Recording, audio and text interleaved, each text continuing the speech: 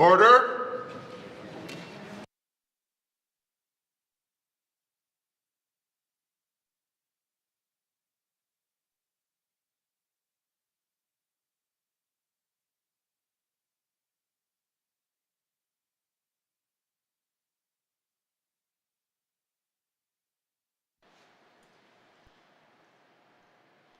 God, our Heavenly Father, we thank you for this day. We thank you for the many blessings you've bestowed upon us. We thank you that we're able to do what we need to here in this house that'll benefit the people that we serve. We thank you, Heavenly Father, that you've blessed us so much. And Lord, we ask that you be with us throughout the remainder of this day. Be with those in the hospitals that are sick, that are not well in the other communities. For by your stripes we are healed. We are. Thank you, Heavenly Father, for those promises. And Heavenly Father, we ask that your Holy Spirit be in this house today to guide the decision makers of this territory. We ask that you bless each one, for we ask all these things in Jesus' name. Amen. Thank you.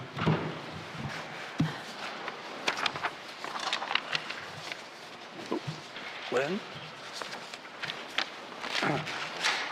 Glenn.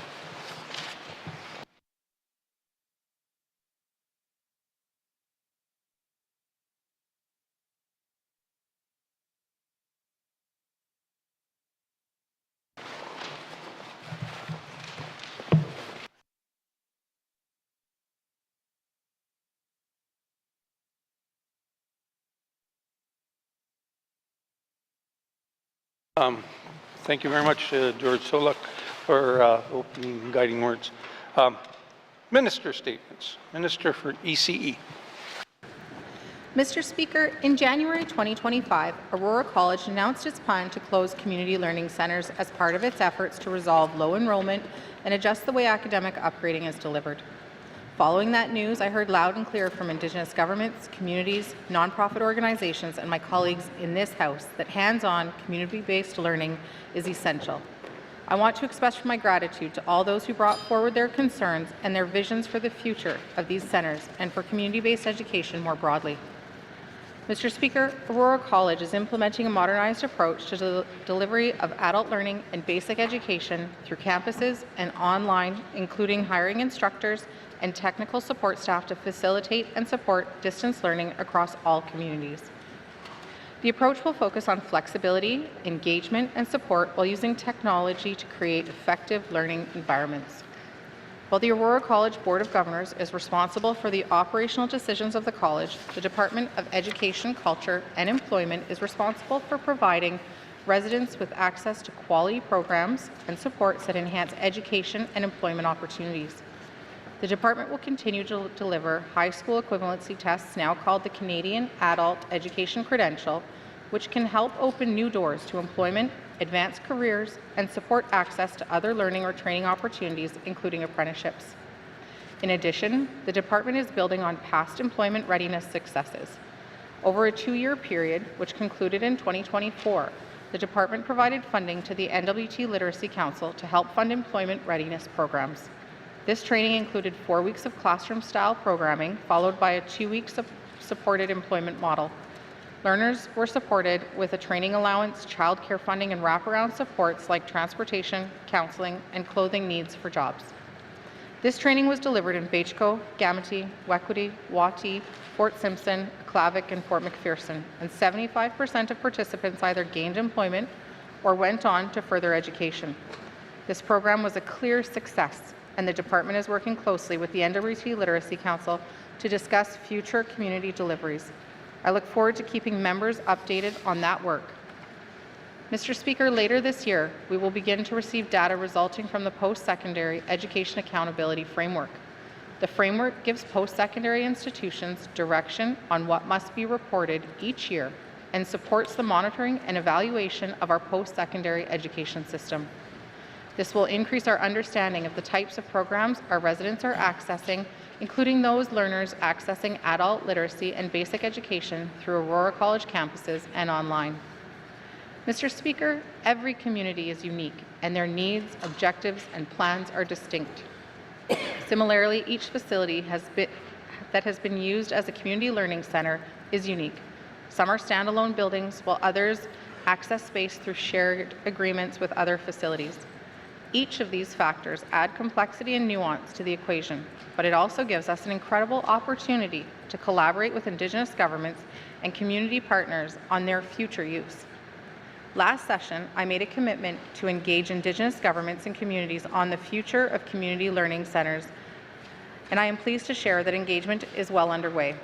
We have reached out to partners, including Indigenous and local community governments, and offered one-on-one discussions centered specifically around the facilities in their communities and focused on their needs. I've also heard from partners who have a direct interest in seeing these facilities continue to deliver programs and services that support adult learners. In addition, a commitment was made to develop a critical path and timeline toward ensuring residents have access to quality programs that enhance education and employment opportunities going forward. Building from the steps I have highlighted, I look forward to sharing further details with my colleagues prior to the end of this sitting.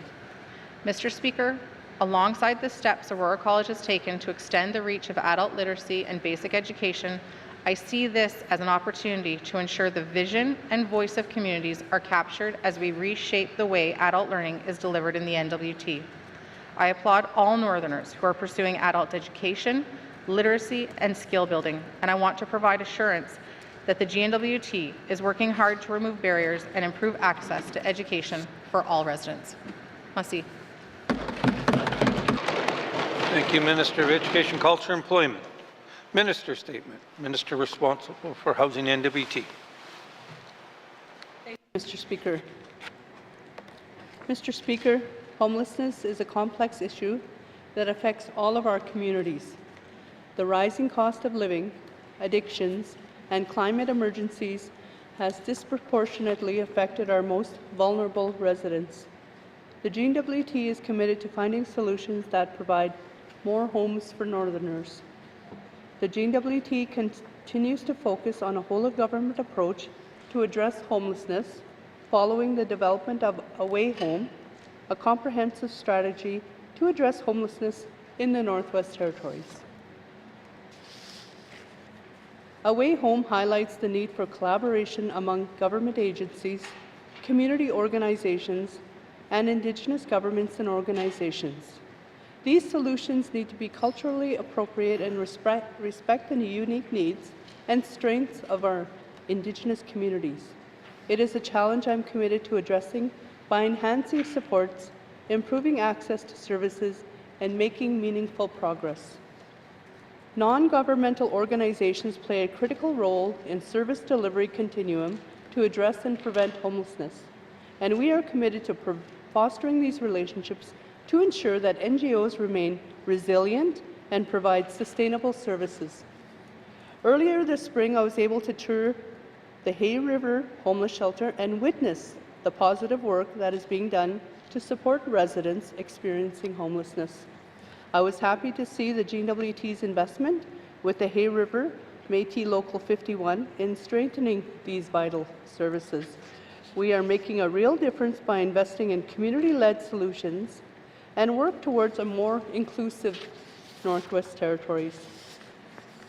Part of our focus is increasing transitional and supporting housing options, which are crucial for helping people stabilize their lives. Moving directly from shelters to independent housing is often challenging, so housing with wraparound support is essential. The Transitional Housing for Aftercare Recovery Program in Yellowknife is one example of the GNWT and an NGO partnering to provide housing for those who have completed addictions treatment. A similar site is being developed in Inuvik. Transitional housing is a step towards healthier and more compassionate community, and I look forward to developing additional transitional housing projects across the North. Homelessness remains one of our most pressing issues facing our territory and is something I deeply care about.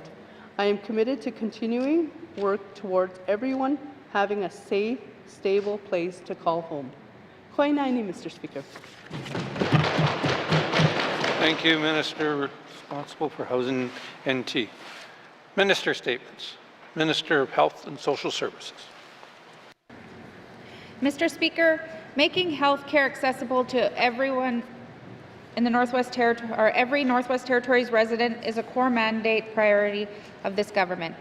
People across the Northwest Territories access our medical travel program, whether they are traveling to access health service in a regional centre, in the capital, or in the south. This means that a reliable medical travel program is vital to the Northwest Territories residents and to achieving this mandate priority.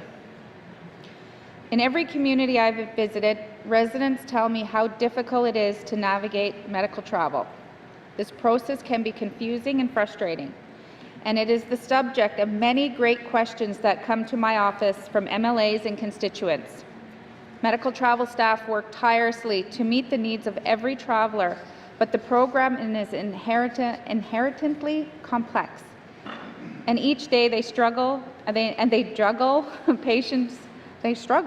juggling patient referrals, coordinate with healthcare providers, and arrange flights and accommodations for dozens of travelers all at the same time, often on short notice. During my first year as minister, it became very clear that this program needs a thorough overhaul so it can better serve Northwest Territories residents and be simpler for staff to manage. Mr. Speaker, I am very pleased to share some of the work that's underway to modernize this program. When complete, the modernized medical travel program will give residents better support and make the steps for arranging medical travel clearer and easier to follow. In recent months, we've drafted the detailed work plan to improve how medical travel services are delivered in the Northwest Territories. The plan maps current program operations, sets clearer and more consistent processes, and will give residents simpler and more useful information. A dedicated program team is leading this work, and we have already presented the plan to Standing Committee on Social Development for feedback. Mr. Speaker, let me be clear, this work will not cut or scale back medical travel services. Residents who must leave their community for care will continue to receive the support that they rely on. Our aim is to make the program more consistent, simpler to navigate, and truly centered on the client's needs. This work is also supported by the broader efforts being led by the Public Administrator of the NTHSSA. Through engagement with staff and leadership and presentations to Standing Committee, we are identifying gaps in client experience and improving how care is coordinated. The goal is to make medical travel smoother for those who need it and to reduce the need for travel over time by strengthening access to quality care within the communities. Over the next 6 months, we will focus on examining each step of the program and introducing improvements so residents can understand and access medical travel with greater ease. The newly modernized medical travel program is expected to come into effect on September 1st, 2026. Until that time, we will continue to work with Indigenous governments, staff, members of this Legislative Assembly to ensure we are on the right path. This is part of our broader commitment to improve access to care and build a stronger, more sustainable health and social services system in the Northwest Territories. Thank you, Mr. Speaker. Thank you, Minister responsible for Health and Social Minister of Health and Social Services. Minister statements. Deputy Premier. Mr. Speaker, I wish to advise the House that the Honourable Member for Hay River North, the Premier, will be absent from the House today to host the Western Premiers Conference here in Yellowknife. Thank you, Mr. Speaker. Deputy Premier. Minister statements. Minister statements. Member statements. Member statements. Member from Toonaday-Willowday. Mr. Speaker, earlier this year, I shared with my colleagues the story of a 5-year-old Alma who passed away in residential school in Fort Resolution. Alma is buried in Fort Resolution, but her sister promised her mother that she would bring Alma home back to Fort Smith to be laid to rest along her. The children who died at St. Joseph's School were buried in Fort Resolution, not in their home communities. The death of these children needs to be properly investigated by the coroner's office, as there are serious reasons to doubt her cause of death was TB, as stated by the Indian agent in her death certificate. Unfortunately, the Department of Education, Culture and Employment is adamant in stepping outside their jurisdiction in demanding that the repatriation of these children requires an application for archaeological permit. The circumstances of this investigation falls outside the scope and requirement of the Archaeological Site Act. These are marked graves in an active cemetery, as burials of 11 children have been discovered with crosses rotting in the grass. ECE does not investigate crimes, and the remains of the children are not artifacts. The Minister's mandate letter directs her to advance the implementation of the United Nations Declaration of the Rights of Indigenous People. The Truth and Reconciliation calls to action, insisting that the remains of the Indigenous children are subject to Archaeological Sites Acts, reveals the same colonial mindset that led to the creation of the residential school to begin with. This stance is in direct contradiction to both the spirit and intent of Minister Cleveland's mandate letter from the Premier. Canada is the age of reconciliation, and Northerners expect more from this government to talk without action. Yet, in front of us, the rights of Indigenous peoples are being reduced to a mere privilege dependent on this minister's discretion alone. This afternoon, I will give this government another opportunity to commit to this investigation proceeding without delay, so that Alma's sister has the chance to find the closure she deserves with her lifetime, as she is now 87 years old. I reiterate the Deniquen First Nation wants the coroner's office to insist in the investigation in the death of these children. By honoring this request, we're honoring the children that have passed. Thank you, Mr. Speaker. Thank you, member from Trinidad-Wellity. Member statements. Member from Yellowknife North. Mr. Speaker, if we work together for a common good, we stand, and if we're divided, we fall. I believe this is true now more than ever in the context of our NWT healthcare system. I've been concerned at some of the public messaging coming from the Health Authority and the Minister that could pit our residents and communities against one another. The messaging seems to imply that we have to choose between community health centres or cabins and regional hospitals, which deserve more of our attention and resources. That we have to choose whether we work on health promotion and prevention or whether we put more resources into emergency care. That we need to choose who we should listen to more, Indigenous residents in small communities or the frontline doctors and nurses serving the territory. I understand that resources are always constrained, but healthcare can never become a competition for which of our residents deserve better care. All of our residents deserve good care and good access. No one should be suffering, either because there's no emergency responder to come help you if you've fallen down in your home, there's no one at the end of the phone line at the health centre, or the primary care phone system in Yellowknife doesn't work at all. All these situations are unacceptable. Mr. Speaker, as soon as we start having debates about health cabins versus hospitals, health promotion versus emergency care, we are in trouble. It's like having a debate about which is more important, your left hand or your right hand, your heart or your liver. If any of the pieces in our system are missing or broken, the system falls apart and the whole territory suffers. Health Authority management may struggle to deal with the chorus of concerns and suggestions coming from frontline nurses and doctors, but the answer is not to brush them aside and say, well, we've been listening to you all complaining for too long, it's time we listened to Indigenous community members instead. Real solutions need all of these voices, frontline providers and community members talking to each other, not having all their input filtered separately through a dozen layers of management and packaged into a sterile plan that few actually read. We need to stop setting up residents and communities in competition against each other, stop taking staff for granted, and instead value everyone's contribution. We need to build a healthcare system that lifts everyone up. Thank you, Mr. Speaker. Thank you, member from Yellowknife North. Member statements. Member from Great Slave. Thank you, Mr. Speaker. Mr. Speaker, today I would like to read my youth parliamentarian statement by Mr. Jack Penny. I have modified it slightly for accuracy, but as of currently as of today, but it's a pleasure to read these each year.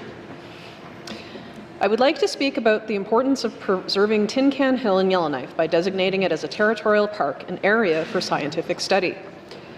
Mr. Speaker, Tin Can Hill is currently under the jurisdiction of the City of Yellowknife. City Council has designated it as a Parks and Recreations area in its zoning bylaw. In 2022, the Government of the Northwest Territories, in partnership with Aurora College, proposed the development of a new Polytechnic University campus on a portion of Tin Can Hill. This proposal led to the signing of an MOU between the GNWT and the City of Yellowknife, indicating the city's willingness to consider transferring land for the campus development. However, Yellowknife City Council ended this agreement in March, when the mayor and city manager said there is currently no plan to develop any part of the area. Mr. Speaker, the authority to establish a territorial park falls under the jurisdiction of the Minister of ITI under the Territorial Parks Act. I call on this government to enter a new agreement with the city to complete a transfer of land and establish Tin Can Hill Territorial Park. Mr. Speaker, it's crucial that we protect the network of trails and geological features of Tin Can Hill for future generations. Designating this area as a territorial park would ensure long-term environmental stewardship while respecting Indigenous history and providing opportunities for education and sustainable tourism. Mr. Speaker, residents have spoken clearly. They want Tin Can Hill preserved. By creating a territorial park, we not only protect the land, but we invest in our community. I urge the Department of ITI to work collaboratively with the City of Yellowknife and Indigenous governments to make this vision a reality. Thank you, Mr. Speaker. Thank you, member from Great Slave. Colleagues, before we get on to continue with our member statement, I'd like to recognize visitors from the College Nadik and their guests from College Gerard Goodin. And I apologize if I said it wrong. I do not speak French, so I apologize. So welcome to our assembly. Member statements. Member from Satu.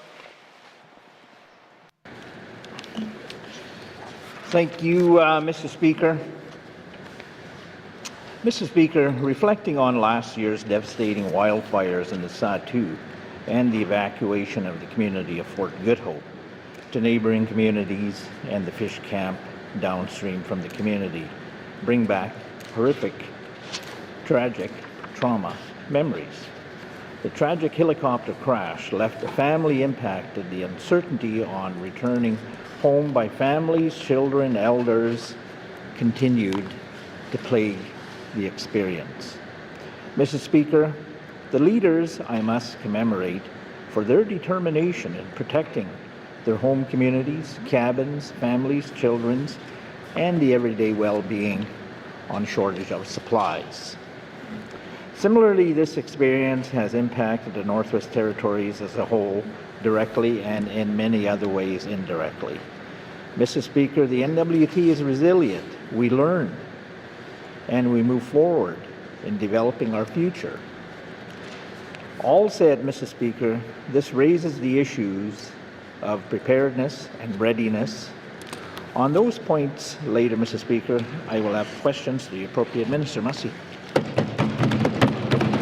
Thank you, member from the Satu. Member statements. Member from Decho.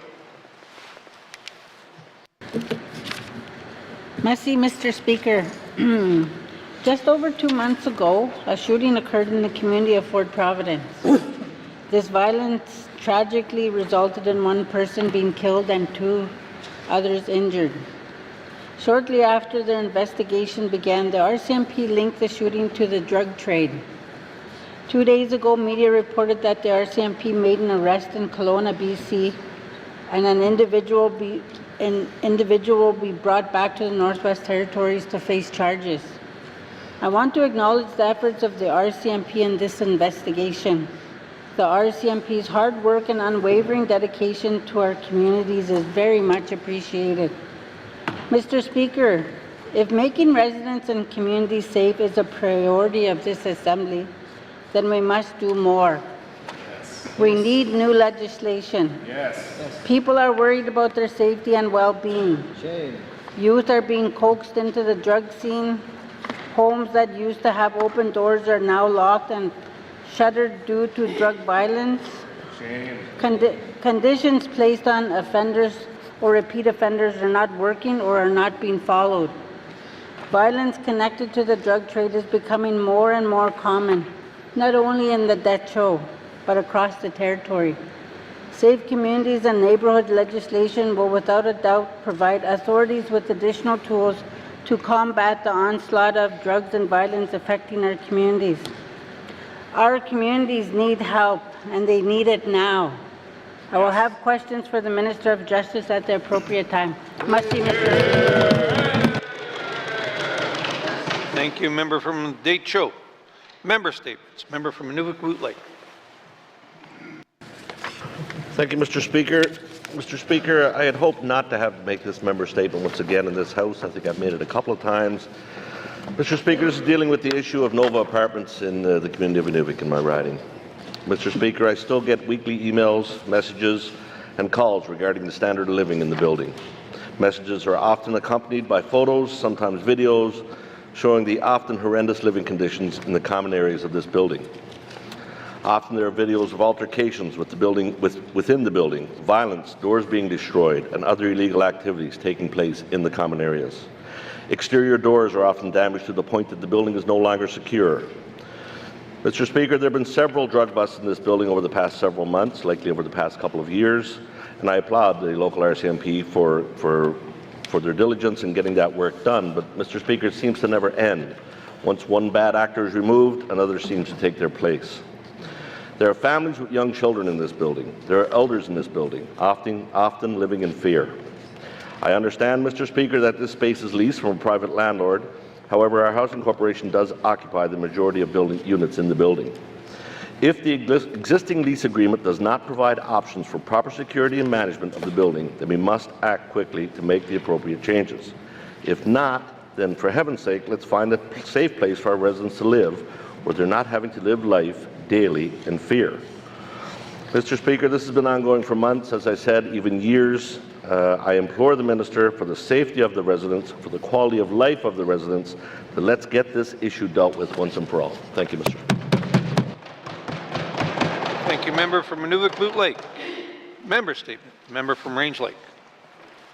Mr. Speaker, earlier this month I had the opportunity to visit Fort Simpson on the request of their District Education Authority. Obviously, this is somewhat exceptional, but nonetheless, when Northerners anywhere need this Assembly's help, I'm happy to play my part, and I know you would do the same for my Range Lake constituents. Mr. Speaker, it became clear to me from these discussions that a common theme was emerging: the lack of support from the education system. It's heartbreaking to see duly elected community representatives and hardworking parents not getting the help they deserve to address very serious concerns that include mishandling of a critical incident, leadership failures and inaction, misinformation and inconsistent communication, alleged retaliation and abuse of authority, lack of transparent communication with staff and families, failure to facilitate restorative practices or community healing, and blocking student participation in school activities due to interpersonal conflicts. The effects of these actions have reportedly led to high staff turnover and multiple stress leaves, a loss of trust among educators, families, and the broader community, and a sense of unsafety within the school environment. The broader administrative response has been brought into question as well. When the DEA tried to fix these problems that they were elected to fix, they were met with perceived favoritism and a lack of fairness from supervisory officials, and inadequate responses to serious complaints, and no real community engagement. Mr. Speaker, some of these issues have already been reported in the media, and I suspect more will follow.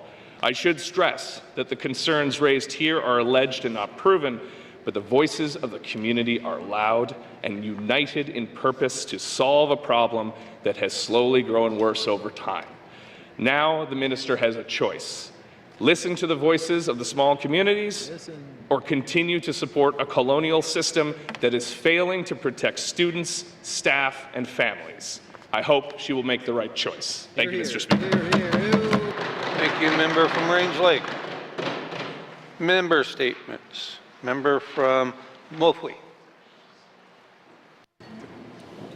Thank you, Mr. Speaker. Legal outreach.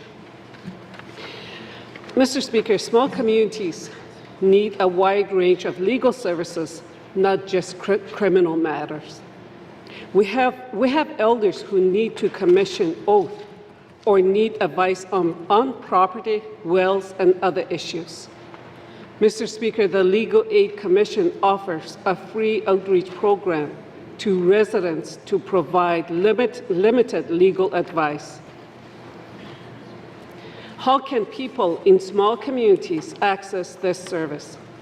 According to the Department of Justice website, outreach lawyers can provide individuals with an hour of free confidential advice, and the program is intended to help with housing and tenants dispute, income support claims and appeals, employment, wills and estate, child protection, elder abuse, civil claims, and other matters.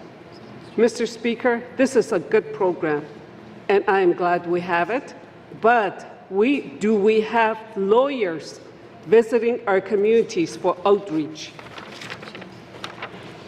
I have heard that resources for clinics have been reduced. Residents of small communities currently pay their own travel expenses to access legal aid in Yellowknife. This does not factor in co-pay. My constituents rely on legal aid and have few other options for legal services. Mr. Speaker, their financial eligibility table has not been updated since February 2019. It should reflect our high cost of living. This table states it is assumed the cost of a lawyer increases across zones. But, Mr. Speaker, there is really only one zone where legal services are available. All 3 legal aid clinics are in Yellowknife. Of the nearly 40 panel lawyers on the commission, only 11 are residents, 10 in Yellowknife and 1 in Hay River. Mr. Speaker, I will have a question from the Minister of Justice. Thank you.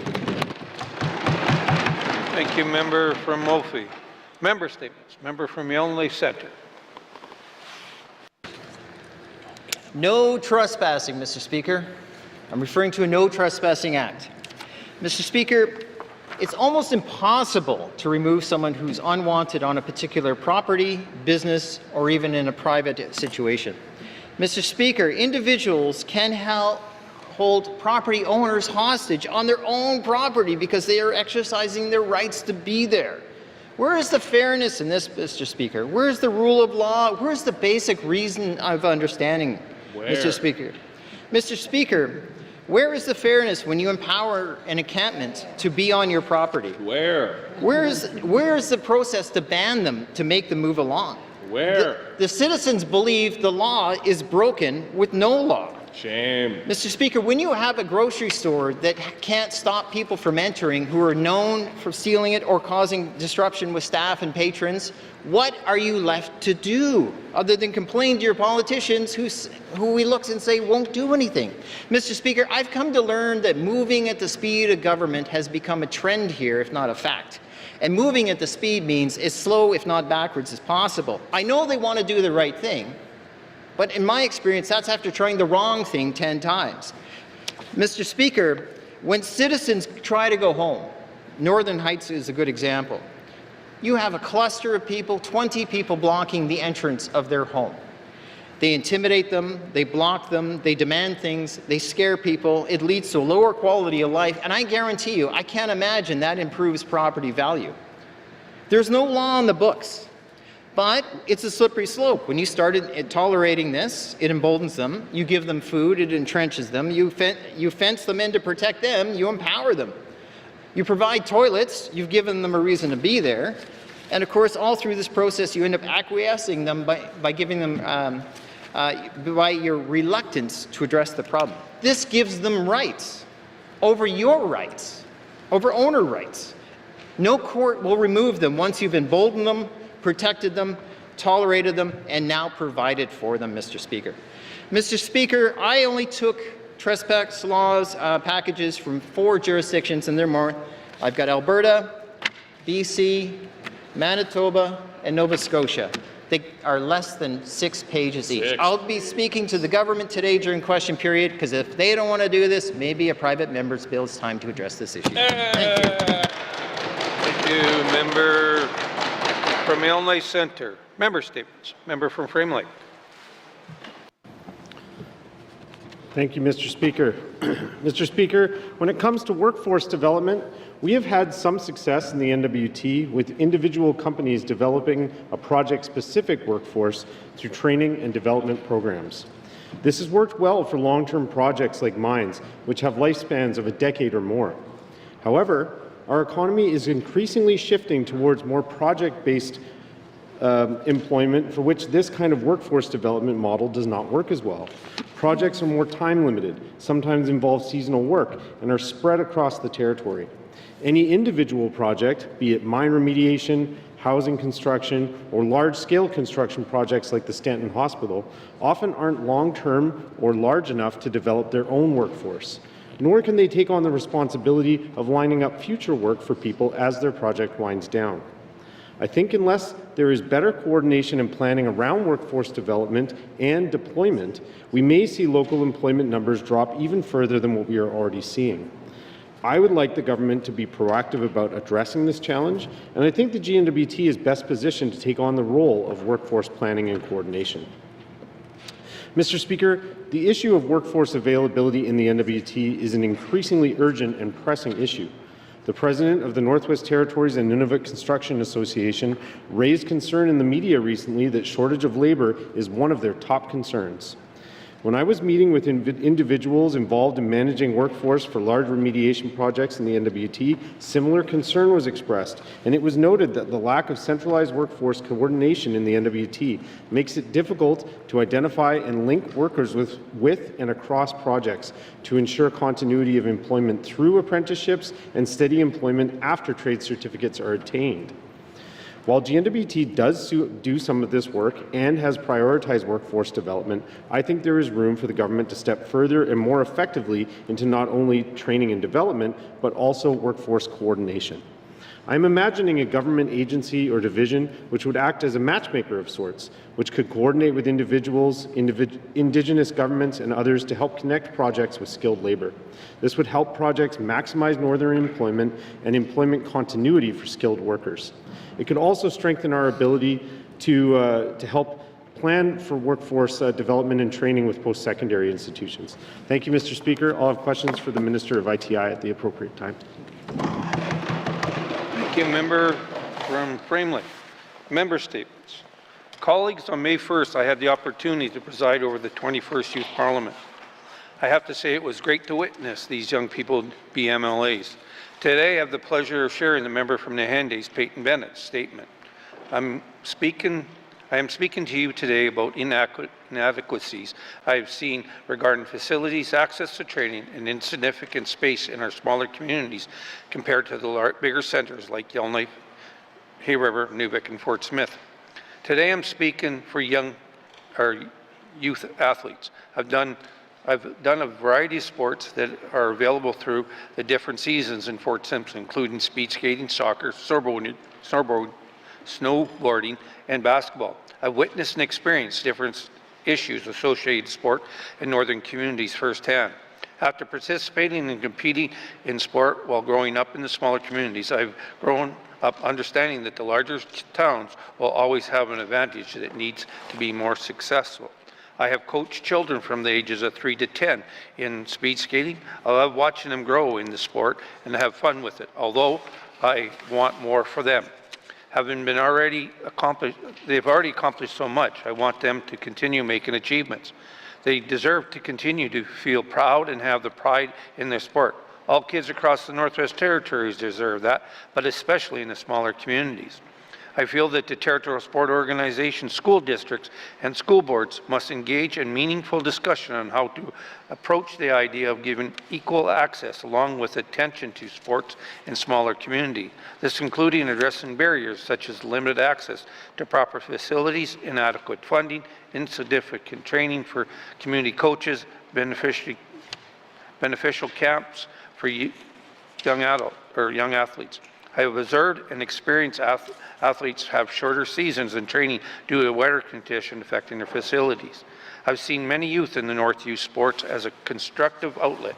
It provides them with an activity, a place to go to cope and get away with their personal challenges. I've seen my peers grow together as individuals. I want to advocate for all the youth across the North that would like to be involved in sport.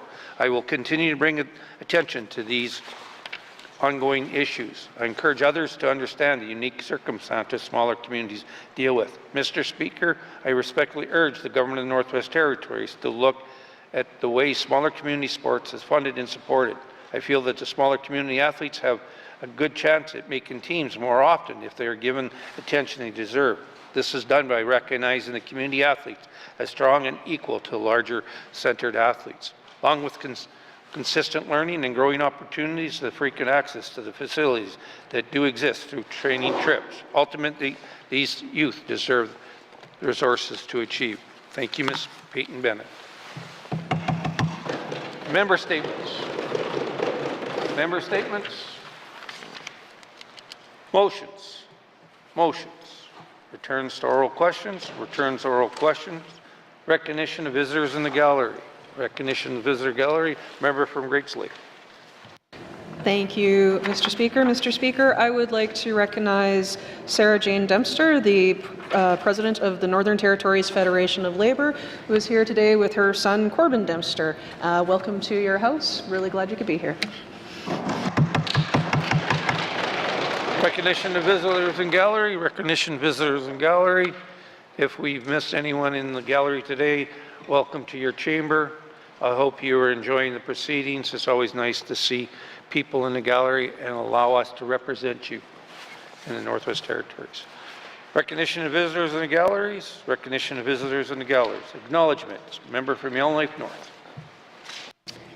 Thank you, Mr. Speaker. Today, I would like to take this time to acknowledge two graduating students from École St. Patrick High School, which is in my riding. I want to congratulate Audrey Debogorski and Stella Fairman on their achievements.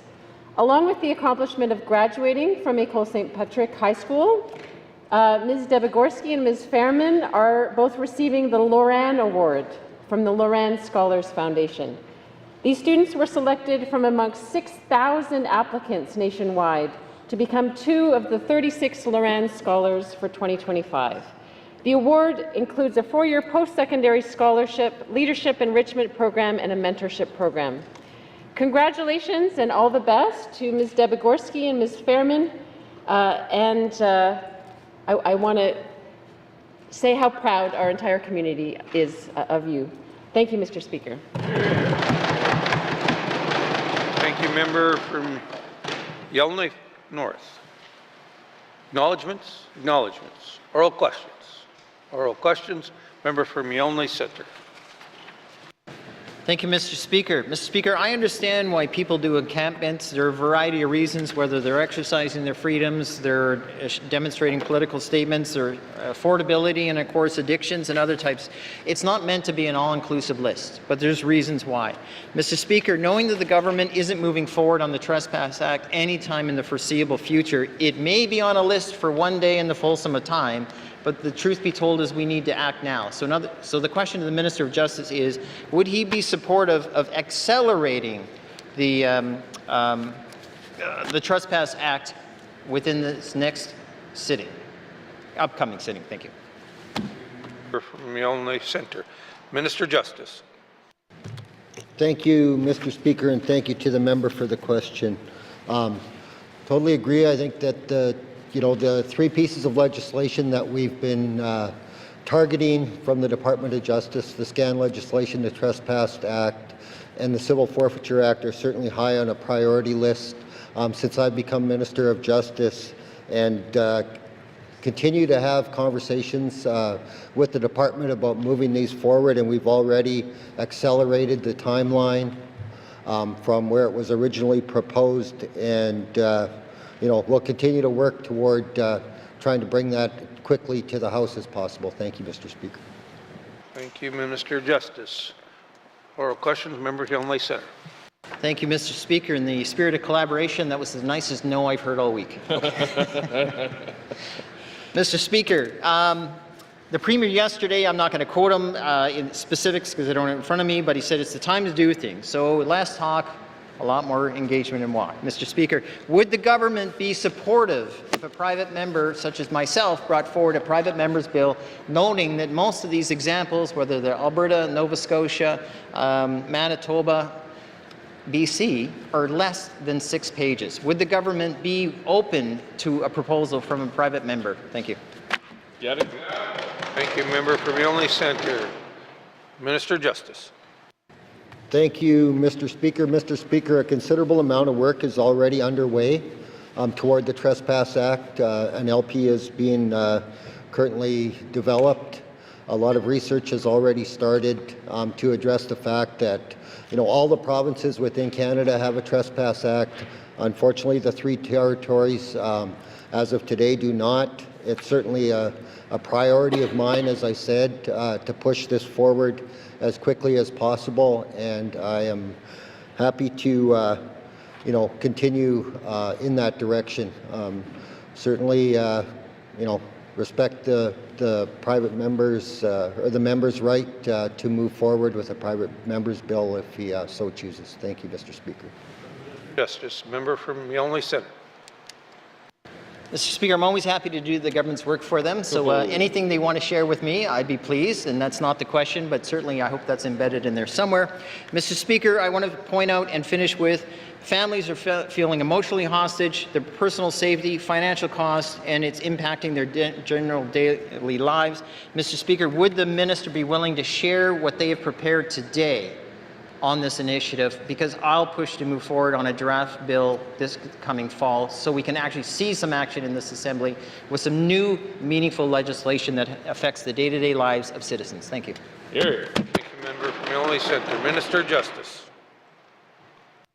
Thank you, Mr. Speaker. Mr. Speaker, as I previously said, a lot of work has already started on this initiative, and just prior to coming into the sitting today, I did have my staff reach out to the Department of Justice and ask them to provide me with an update on how quickly we could advance these 3 pieces of legislations quicker than the planned accelerated timeline that I spoke to yesterday. So happy to share that information with the House as soon as it's available. Thank you, Mr. Speaker. Minister of Justice. Oral questions. Member from Range Lake. Thank you, Mr. Speaker. Mr. Speaker, as I said in my member statement, there's very serious concerns in Fort Simpson and in the Decho education region. Mr. Speaker, the District Educational Authority, the District Educational Council have all made recommendations along the following lines: immediate administrative action to remove or reassign the individuals in question pending investigation, an independent review of the incidents and leadership practices, trauma-informed support for affected staff and students, and inclusive leadership that reflects community values, fosters trust, and prioritizes safety and accountability. My question today is, will the Minister of Education, Culture and Employment honor the recommendations of these duly elected boards and implement them immediately? Thank you. Honor them from Range Lake. Minister of Education, Culture and Employment. Thank you, Mr. Speaker. Mr. Speaker, there is due process that needs to take place with anything that has to do with public servants in this territory. While we do have an Education Act, the Education Act also has clauses that points to the Public Service Act, and we do have a Northwest Territories Teachers Association who has a collective agreement. We need to make sure that we are operating with due process in the territory, while respecting the residents of the territory as well. Thank you. Minister of Education, Culture and Employment. Member from Range Lake. Thank you, Mr. Speaker. Mr. Speaker, I hear what the minister is saying, but what about the due process of parents, of students, of the elected boards, of the people who ran to solve problems and are being told they're not allowed? What does the minister have to say to them? Thank you. Member from Rangeley, Minister of Education, Culture and Employment. Thank you very much, Mr. Speaker. Mr. Speaker, there is a responsibility on all of us to ensure that we have healthy relationships across this territory. We're a small territory and we're all very intimately connected. And we all, I would like to believe at the end of the day, have the common goal of the success and prosperity of Northerners and our Northern children at heart. I am using the tools that I have at my disposal, Mr. Speaker. I am listening to many of those DEA members who are also parents, listening to DEC members, and have never been in a position to not have those conversations. These conversations are incredibly important, and finding a path forward is my focus. Thank you. Thank you, Minister of Education, Culture and Employment.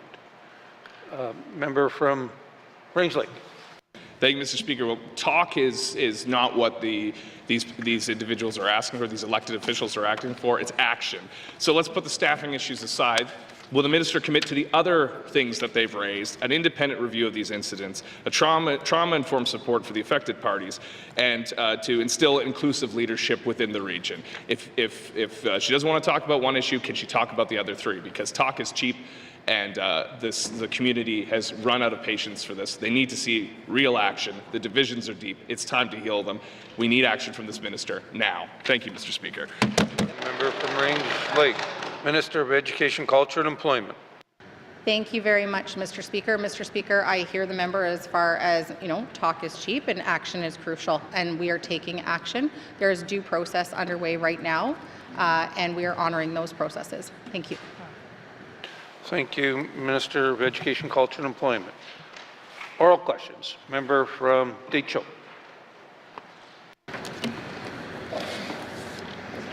Thank you, Mr. Speaker. The government is currently working on safer communities and neighbourhoods legislation. Can the minister say what stage of development this legislation is in and when residents can expect the bill to be introduced? Thank you, Mr. Speaker. Thank you, member for Deitcho. Minister of Justice. Thank you, Mr. Speaker.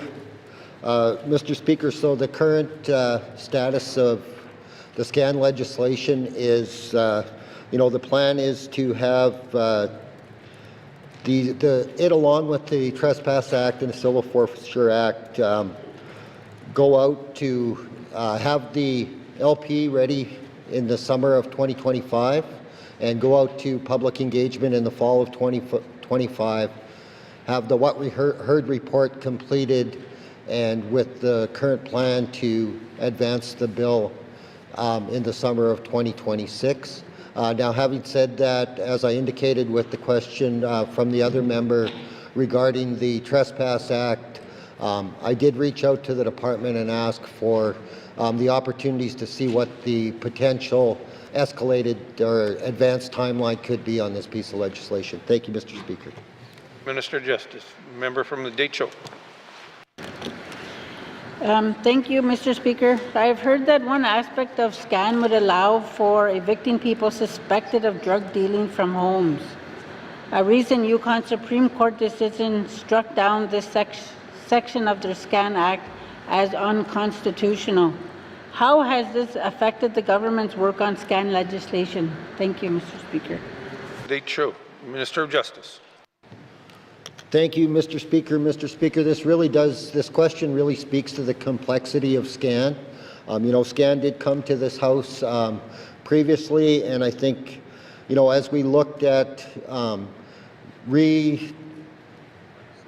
going through and redoing the SCAN legislation, a big part of that was ensuring that, there was a detailed policy and legal analysis done to ensure that, what was brought forward is appropriate for the NWT. It was sound legally and in line with our jurisdictional best practices.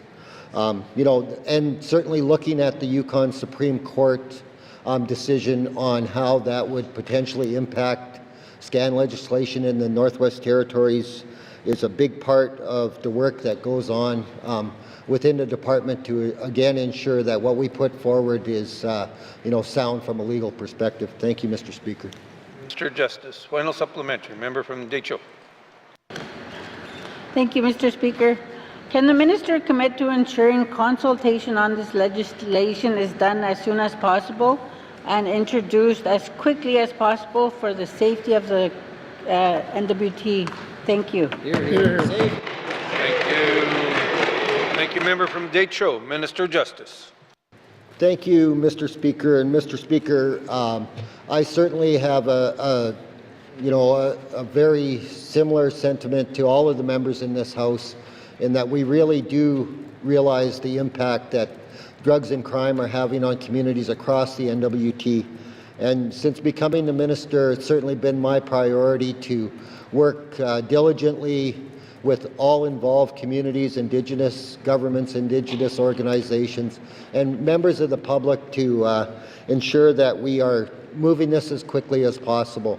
So right now the community consultation is scheduled for the fall, but similar to my earlier answer, I'm waiting for a response back from the department to see if there's an opportunity to escalate that, provided we have adequate resources. Thank you, Mr. Speaker.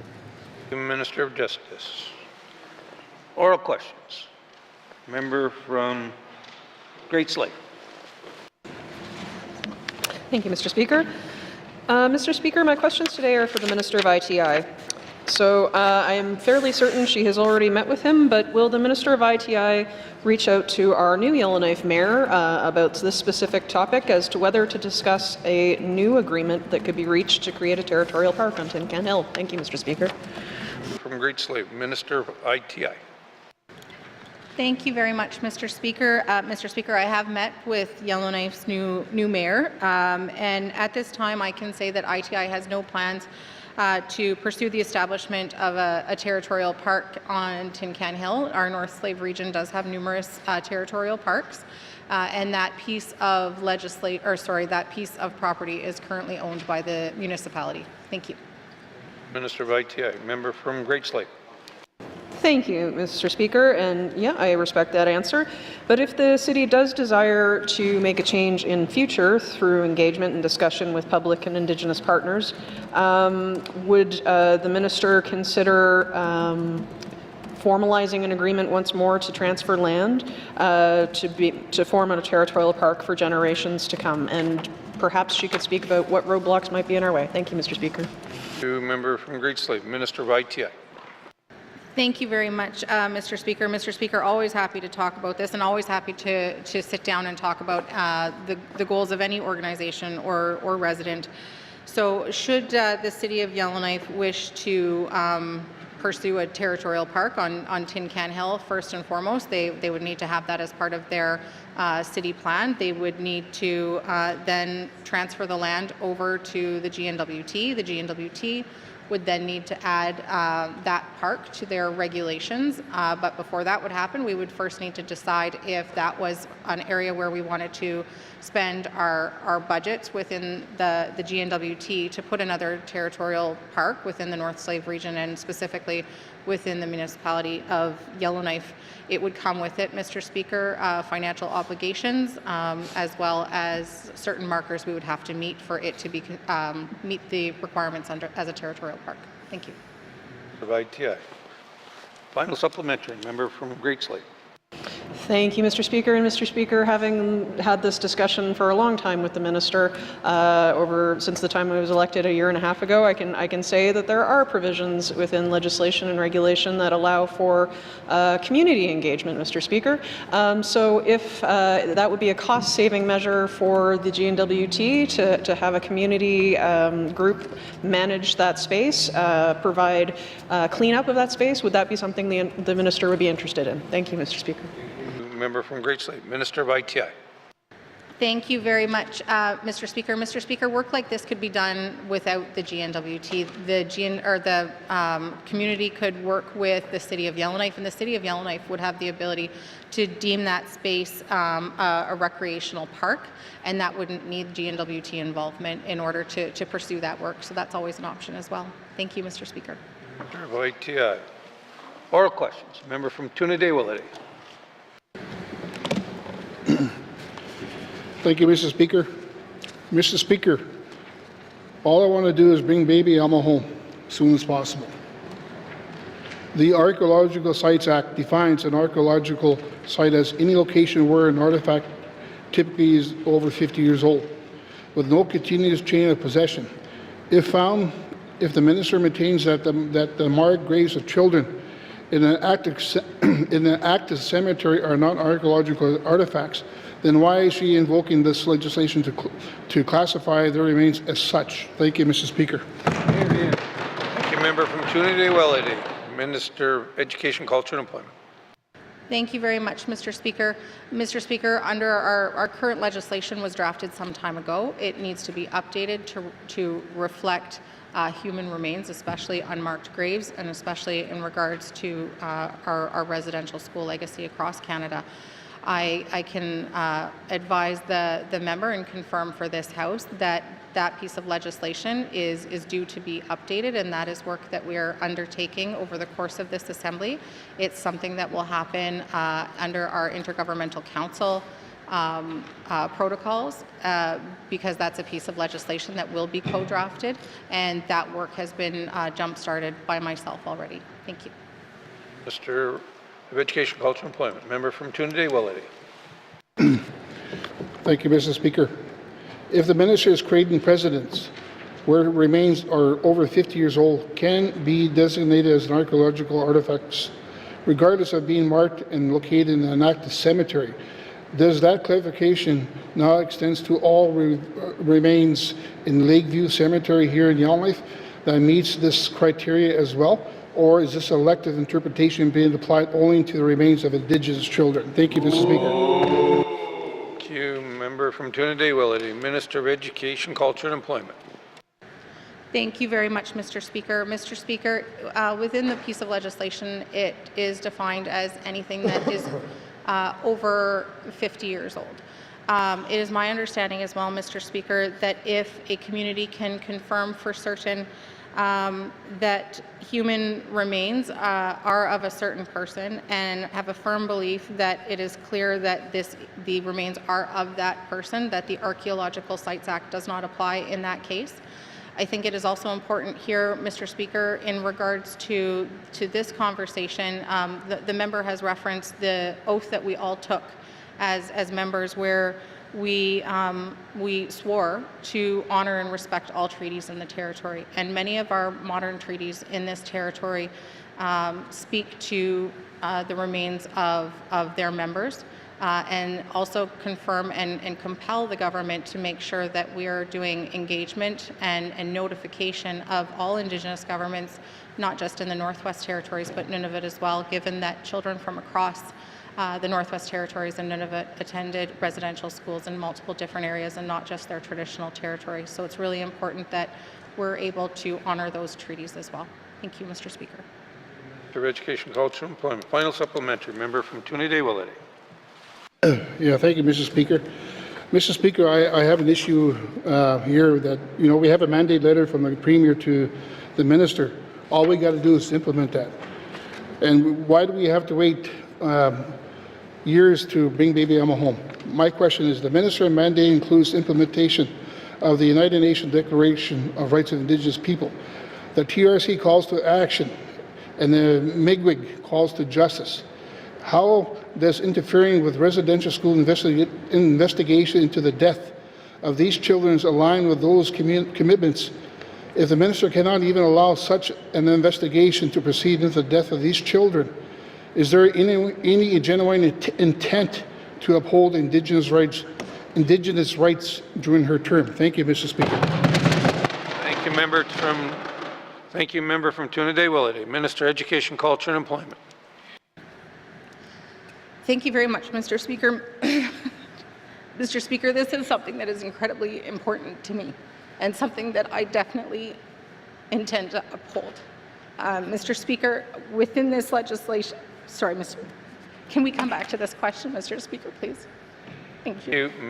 Minister of BCE. Oral questions. Member from Nunavut-Bootlake. Thank you, Mr. Speaker. Mr. Speaker, following up on my member's statement regarding the conditions in the Nova apartment building, I'd like to ask the Minister of Housing what Housing has been doing and what they plan to do to ensure that the security of the building, first and foremost, has been managed and the conditions are improved. Thank you. Member from Nunavut-Bootlake, Minister responsible for Housing and NWT. Thank you, Mr. Speaker. Mr. Speaker, Nova Apartments in Inuvik has been an ongoing issue over the last 10 years. Both you and I know it, MLA Rogers. Like, this is really important because these families that are living in these conditions are seeing ongoing violence and trauma every day. And the work that Housing NWT is doing is we're working with the landlord, the private landlord, to improve the conditions within Nova. It's difficult times, difficult conditions. We're seeing a lot of illegal activity. We're seeing drug busts on an ongoing basis.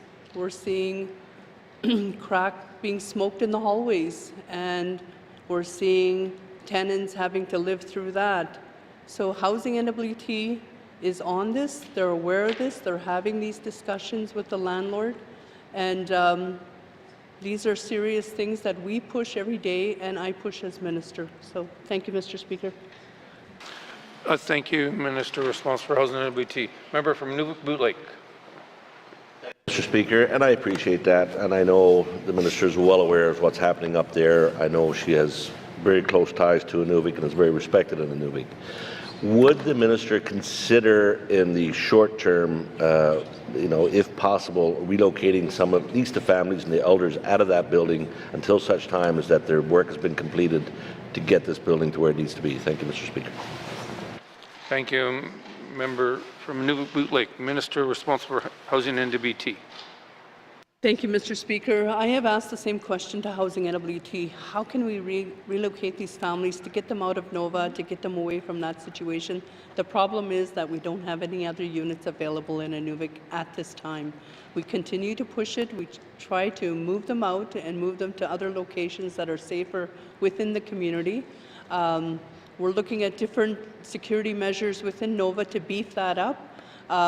We are talking to the landlord, but at this time, we do have a lack of available public housing in Inuvik. That's the crux of the problem, Mr. Speaker. Thank you very much.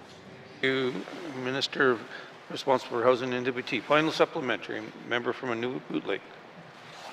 Thank you, Mr. Speaker, and hopefully with our spanky new budget and our $50 million, we can get some of these boarded up units in Inuvik ready for some of these families to go in and enjoy life the way they should. My final question, Mr. Speaker, is that would the department, or has the department considered looking at, and I'm not sure where the landlord is on this, but purchasing this building, taking 100% ownership of this building, taking 100% responsibility to get this building up to where it needs to be? Thank you, Mr. Speaker. From Nunavut-Bootlake, Minister responsible for Housing and NWT. Sorry about that. Thank you, Mr. Speaker. No problem. And again, we are so fortunate that this Assembly approved $150 million over the next 3 years for housing and public housing replacements across the north.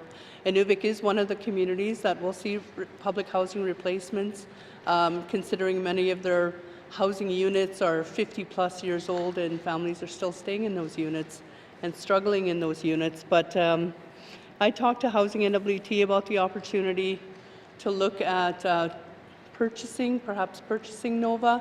They're having ongoing discussions with the landlord to see what's possible, and hopefully we'll get some good news soon. Thank you, Mr. Speaker. Minister responsible for Housing and NWT. Oral questions. A member from Satu. Thank you, Mr. Speaker. My questions today is a follow-up from my statement to the Minister of ECC.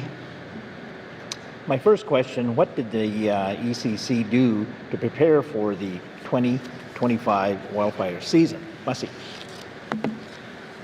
Thank you, member from the Sud-2. Minister responsible for, or Minister of Environment and Climate Change. Thank you, Mr. Speaker, and thank you to the member for the question.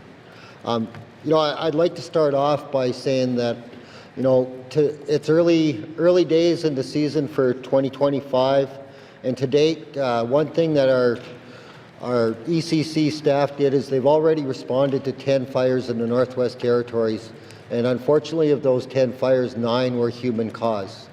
I'm happy to report that all 10 have been declared out. ECC has also done a lot of work that we've scanned for holdover fires to ensure that we're able to properly and proactively address those. We've brought our firefighters on earlier and done larger training engagements across the Northwest Territories with more centralized groups interacting from multiple regions. We've done cross-training between structural and ECC firefighters, and this has started and will continue through the summer to ensure that we have a coordinated effort if we run into instances of wildland-urban interface fires. We've worked with the NWT Association of Communities and held a wildfire preparedness workshop in Yellowknife on April 23rd to 25th. We had participants from all across the NWT, Mr. Speaker, senior staff, community governments, fire chiefs, Indigenous governments, Indigenous organizations, structural firefighters, and from all accounts, it was a very successful endeavor. Thank you, Mr. Speaker. Environment and Climate Change. Member from Sud-2. Thank you, Mr. Speaker, and thanks to the Minister for that reply. In conjunction, I'm hoping that the Minister is also in communication with the Minister of Municipal and Community Affairs. My second question is, how is the Department of ECC implementing the recommendations from the external 2023 Wildfire Response Review? Massey. Member from the Sud-2, Minister of Environment and Climate Change. Thank you, Mr. Speaker. Mr. Speaker, the MNP report that came out last year, had a number of recommendations for the department, and we've agreed in principle with all of the recommendations that were put forward, and we've already started planning or implementing many of them. Our crews and aircraft were brought on earlier to complete training. That was one of the recommendations. We've gone through and started to the members' point, a collaborational effort with MACA and the rest of the GNWT to build capacity within the incident command system. We've recently implemented a qualification and certification standard across the territory. We have installed backup communications in most locations. We brought on a safety officer to help deal with health as well as mental health concerns of our staff and our members. And we've been successful in obtaining significant federal funding that will assist in implementing a wide range of wildfire prevention and mitigation and response actions. And we will continue to work with all other departments and agencies, local communities, Indigenous governments, Indigenous organizations, and the people of the NWT to ensure that our communities are fire resilient in the future. Thank you, Mr. Speaker. Thank you, Minister of Environment and Climate Change. Final supplementary. Member from the Sud-2.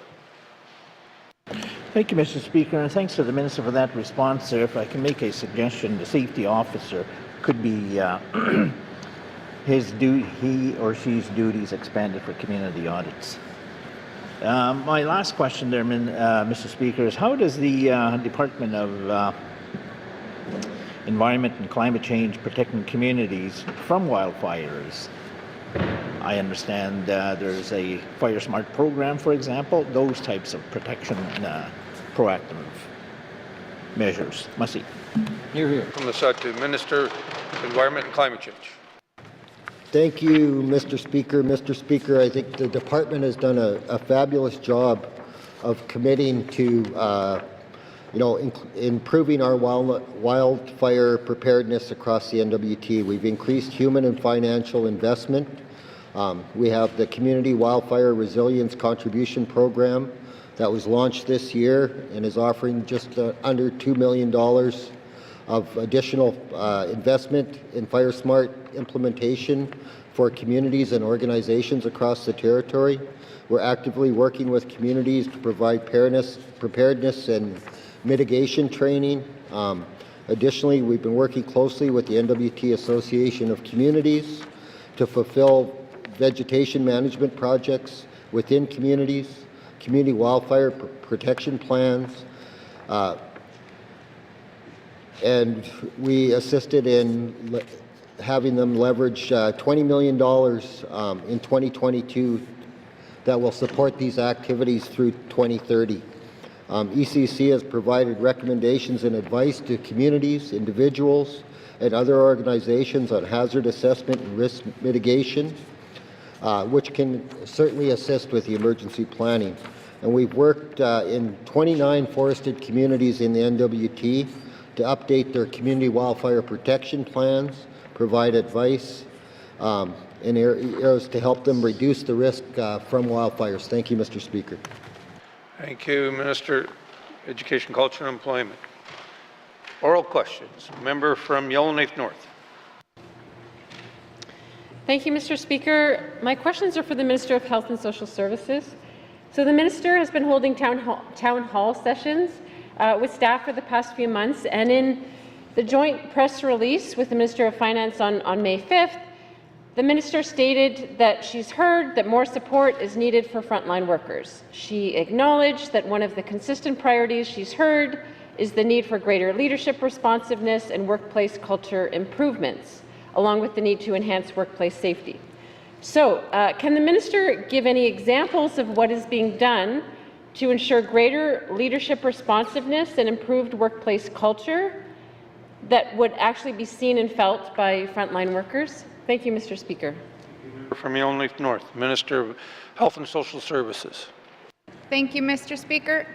Mr. Speaker, those town halls are internal meetings with staff. Those are considered staff meetings. We did highlight so that way that they could freely speak to leadership. We have highlighted in the letter, and we have shared with committee, the highlights of these, and we will continue to work with staff through the public administrator, as this is the operations arm. And right now, some of the things that he's doing is, as soon as he got off the ground, he and the CEO have traveled into the DHO, and they are looking at mapping through the DHO the client experience. They also have had multiple meetings, and they continue to have multiple meetings with the NWTMA and with the CEO, with the public administrator. And those meetings have, the PA has stated publicly that he's committed to continuing that work with the physicians. Right now, they've spent the last couple of days looking and meeting with regional wellness councils, the public, the community, the staff in Fort Smith, and I think they're planning on their next region is the SAW2, and they'll be, they'll be meeting in SAW2 to meet with the regional wellness council, the public, and with staff. And then, they're continuing on that mapping journey of the client experience. And so that way, not only are they doing that in the regions and the communities, but they are continually working with what's going on with the regional, Yellowknife region. We've heard many of the things that have happened, and they're continuing to work with the staff at Stanton. So the implementation of new things, most of the new implementation dollars for staffing in the last year have all gone into Stanton. all of the new initiatives that are going on that have been rolling out have been improving the services and funding the services in the capital to ensure that, you know, that there are funded services that we need to ensure that the capital is stable. So that way we can continue to work, you know, in the regions and in the small communities. Thank you, Mr. Speaker. Thank you, Minister of Health and Social Services. Member from Yellowknife North. Thank you, Mr. Speaker. And certainly I'm not looking for, you know, confidential information, but in the minister's press release, she did state that she had heard from frontline workers about the need to enhance workplace safety as another example. So can the minister explain what actions are underway to try to address any common workplace safety challenges that she's hearing about? Thank you, Mr. Speaker. Member from Yellowknife North. Minister of Health and Social Services. Thank you, Mr. Speaker. Mr. Speaker, as we did the town halls throughout the territory, one of the themes was safety.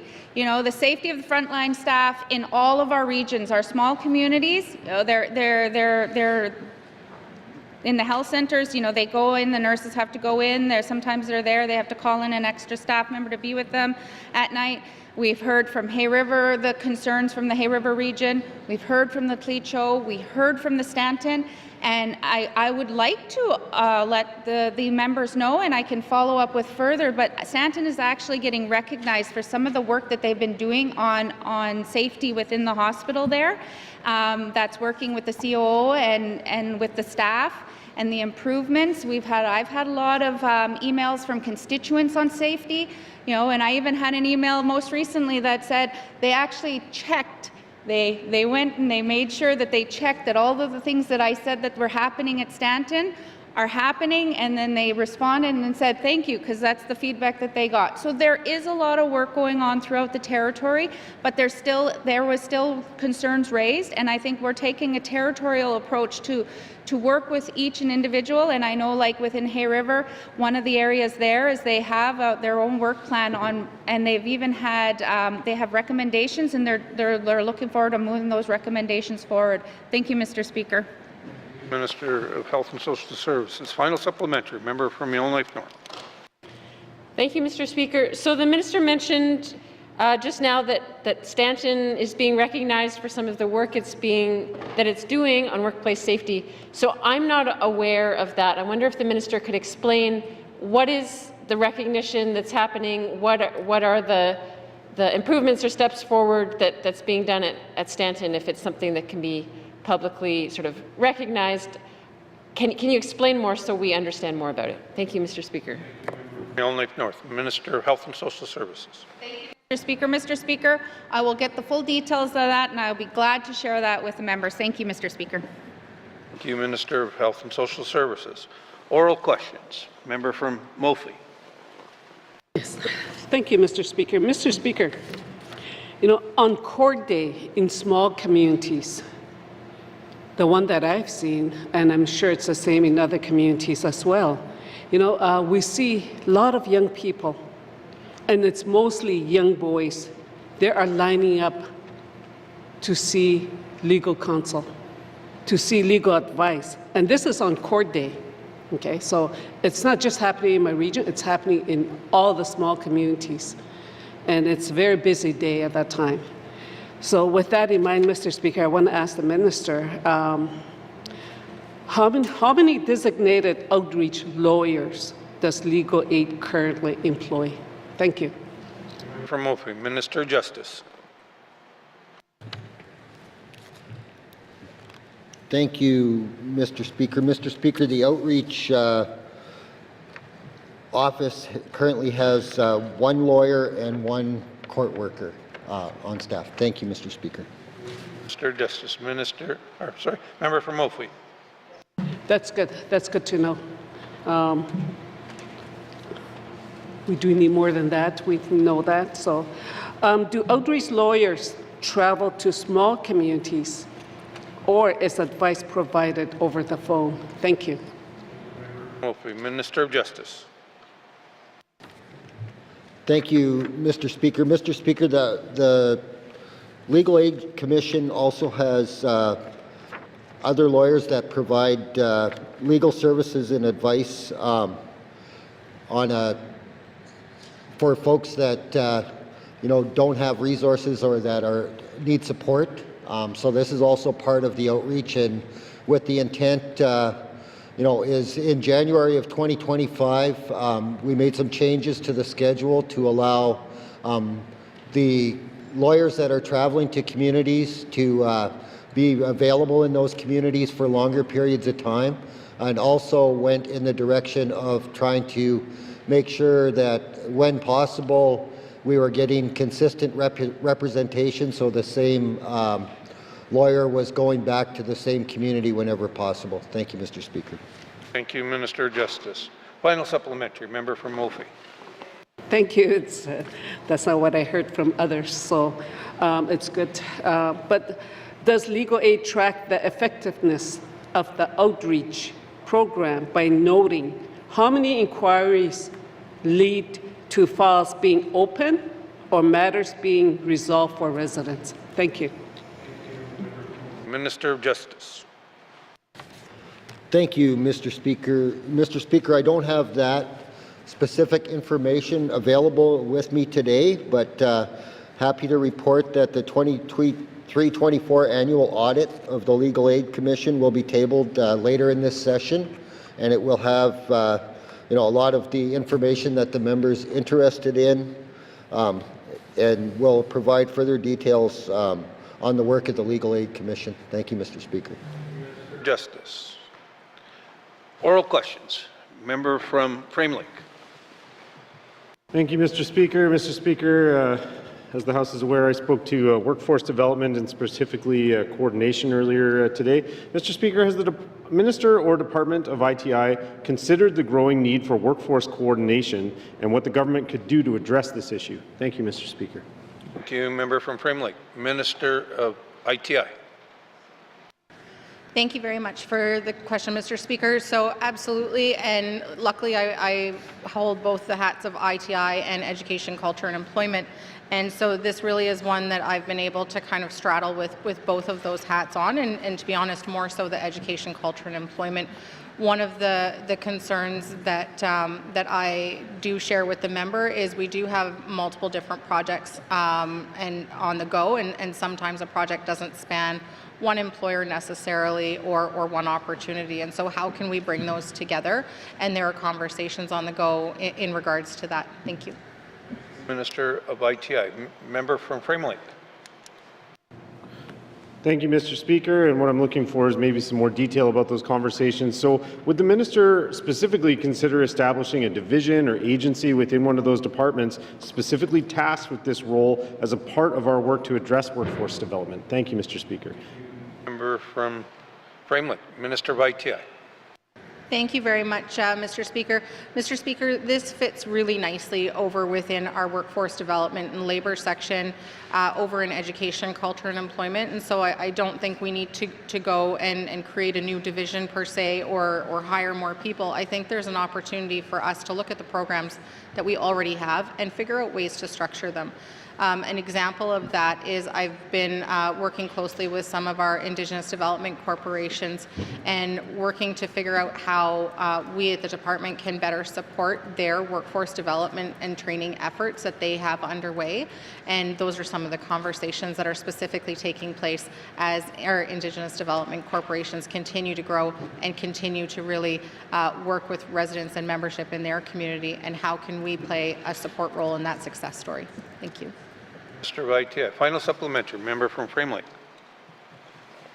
Thank you, Mr. Speaker, and I appreciate that answer from the minister. Certainly, I'm fine with doing work with the staff that we've got. But what I would emphasize is that it seems that there's a need for a one-stop shop of sorts, a coordinating, centralized agency that could help to coordinate the process of connecting projects with workers and vice versa. And so that currently doesn't exist. So can the minister look at developing perhaps a program or something that would serve that kind of role within the department? Thank you, Mr. Speaker. Thank you, member from Framelink. Minister of ITI. Thank you very much, Mr. Speaker. Mr. Speaker, I can confirm that I'm on something like that and welcome more conversation with the member to ensure we're on the same page. Thank you. To Minister of ITI. Oral questions. Member from Great Slave. Thank you, Mr. Speaker. Mr. Speaker, my questions are for the Minister of Finance. In recent comments to the media around the relief given to the diamond mines as of late, $11.2 million in property tax relief in specific, the minister has said that this is about maintaining stability for workers, families, communities, and Indigenous governments that rely on this sector. I don't doubt that, Mr. Speaker, but will the minister consider tax relief for other working families that are struggling to keep food on the table, a roof over their heads, and bills paid in the face of economic pinch that all Northerners are feeling? Thank you, Mr. Speaker. Member from Great Slave, Minister of Finance. Thank you, Mr. Speaker. Mr. Speaker, this recently introduced measure was fairly targeted and it was temporary. This is intended to be for 1 year only in the face of $300 million in losses to this industry that keeps people employed in the Northwest Territories. But to be clear, Mr. Speaker, what we did was we did not completely wipe out the fact that the mines are going to continue to pay property taxes. They are just paying a bit less. They were, up to this point, other than pipelines, which had the highest mill rate, the mineral resource sector faced the second highest mill rate, significantly many times higher, in fact, than that of the education mill rates in other communities. So we just brought their mill rate down to something that's a little bit closer to what the majority of folks pay. And again, Mr. Speaker, that is for the coming year only. Thank you. Finance, member from Great Slave. Thank you, Mr. Speaker. And Mr. Speaker, I am pointing to the relief measures for the diamond mines, not because I don't believe that that isn't necessary. I do believe that's necessary. However, there are lots of people who don't work in that industry who are struggling, and I'm curious if this minister has anything in her back pocket for perhaps the next round of budget that will be considering real and tangible ways that we can help working families. Thank you, Mr. Speaker. From Great Slave, Minister of Finance. Thank you, Mr. Speaker. Mr. Speaker, we are actually just having begun the budget dialogues process, which gets feedback from residents about areas of particular need or pinch and what we might be able to see in terms of changes to the budget for the upcoming year. At this point, I don't have any pre-announcements to make about next year's budget. I can certainly say that I hope people are tuning in and participating in the dialogues process so that we can get a sense of where there may be some opportunities to improve our processes and improve the budget for the benefit of all going forward. Thank you. Minister of Finance. Final supplementary, member from Great Slave. Thank you, Mr. Speaker. And Mr. Speaker, I think we're always having a budget dialogue in this room and in this House. But thank you for that, and I do appreciate that effort that the minister does every year. I suppose my question then would be if she doesn't want to presuppose what the outcome of those budget dialogues would be, could she explain perhaps some of the impacts that previous relief packages have helped our residents in times of intense needs such as COVID, such as the evacuation? How are we learning from those experiences for the economic shocks to come? Thank you, Mr. Speaker. Great Slave, Minister of Finance. Thank you, Mr. Speaker. I'll try to be brief, Mr. Speaker. I know we are all given some warnings on being so, and I'm probably the worst at that, but well, Mr. Speaker, it's a tricky one. We obviously, during COVID, saw a number of different types of relief issued in terms of industry-specific or sector-specific for aviation sector, for example, but also had money that went into the pockets of residents and didn't always find that was perhaps the best form of providing people the supports that they in fact required. So, and then of course during evacuation we were able to bring forward very quickly different packages, and even so didn't always meet the needs of everyone in those times, notwithstanding the efforts that public service had to try to fill gaps. And so with that, Mr. Speaker, I'd say really often where we find ourselves is gap filling, identifying areas of particular need or acute need or special need, and then trying to ensure that we always have the fiscal capacity to fill those needs. And last but not least, Mr. Speaker, is always targeting those who we find have the most need. So, for instance, back to perhaps the original question, which I didn't really answer there, but around tax relief. Mr. Speaker, there are programs, and I hope people use them because they don't always know about them. This is the time to talk about them. Seniors and disabled persons have property tax relief. There is the property tax arrears program that folks should make use of if they're in a situation where they have high arrears. And Mr. Speaker, I know there's work happening in housing right now to see what they can do to bring their processes online so that they too are offering arrears opportunities and arrears relief opportunities. So again, hoping folks can participate in any engagements there and hoping that we can continue to fill those gaps as they arise. Thank you, Mr. Speaker. Mr. Finance. Oral questions. Member from Yellowknife Centre. Thank you, Mr. Speaker. I want to follow up on the questions my good colleague from Tunadé-Welliday had brought up with respect to the Minister of EC&E and the concerns about bringing Alma home. Mr. Speaker, the Minister had pointed out that the Archaeological Sites Act is being considered to use because of an unmarked grave. First of all, I want to stress that that designation forces Alma to be defined as a thing. And Alma is a person, she has family, she was somebody's daughter, she is a resting place, it's marked in a grave, in a coordinated site, the family wants her home, the community wants her home, and I believe, if I'm correct, Mr. Speaker, talking to the Alma working group is, she even has family lineage to help prove it's really her. So taking all that into effect, Mr. Speaker, would the Minister be willing, with the spirit of the TRC and how important it is, would the Minister be willing to issue a ministerial directive to waive any interest of the Archaeological Sites Act so the Coroners Act can step in and help restore Alma's grave to the community and where the family wants it? Thank you. Thank you. Member from Yellowknife Centre, Minister of ECE. Thank you very much, Mr. Speaker. Mr. Speaker, in regards to this is a very sensitive topic. It's a very important topic, and it's incredibly important that we find a way forward that respects the treaty rights of all Indigenous governments and all Indigenous people in this territory, and ultimately. Education, culture, and employment has no interest in standing in the way, but certainly has an interest in ensuring that they are upholding the treaty rights of all Indigenous people in this territory. And so what I would like to say to the member, Mr. Speaker, is that I really welcome the opportunity to sit down with the MLA, to sit down with the chief, sit down with their project team and be able to have a conversation, because I truly do believe that there is a path forward and that conversations face-to-face are best for things like this. Thank you. Minister of Education, Culture and Employment. Member from Yellowknife Centre. Mr. Speaker, I was on the conference call on the weekend. I was listening to the Alma working group. They have experts from the Kamloops experience. That should be considered the gold standard of how to do these things. Mr. Speaker, I don't know if another meeting's required. I'm going to say I don't think it is.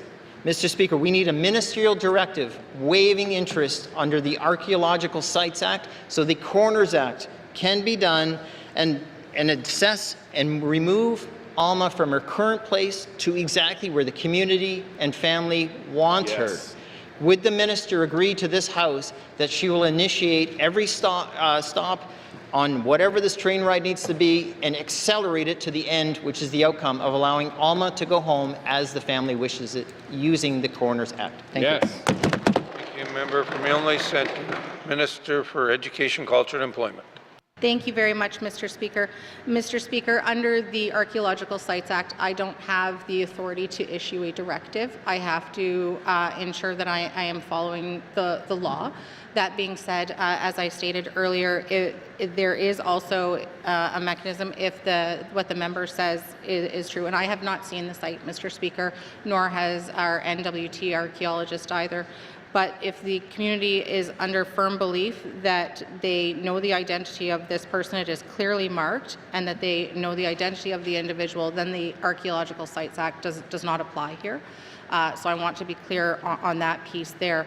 But I think that there is room for a conversation, because I know that in previous years leading up to this year, in 2022, 23, and 24, the Archaeological Sites Act was used and permits were awarded and everybody was working together. And so I do believe that there is an opportunity to continue that. And I know that the team that they are working with, the archaeologist has an incredible reputation and also has a relationship with our archaeologist here. And so maintaining that would be absolutely ideal, and that is something that I would love to do, and I would welcome the opportunity to sit down with the community. Thank you.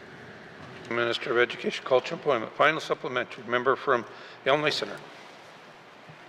Mr. Speaker, I have to do everything in my power to contain myself, because now I'm really upset. Because if we follow the process of the archaeological sites, Alma is designated a thing.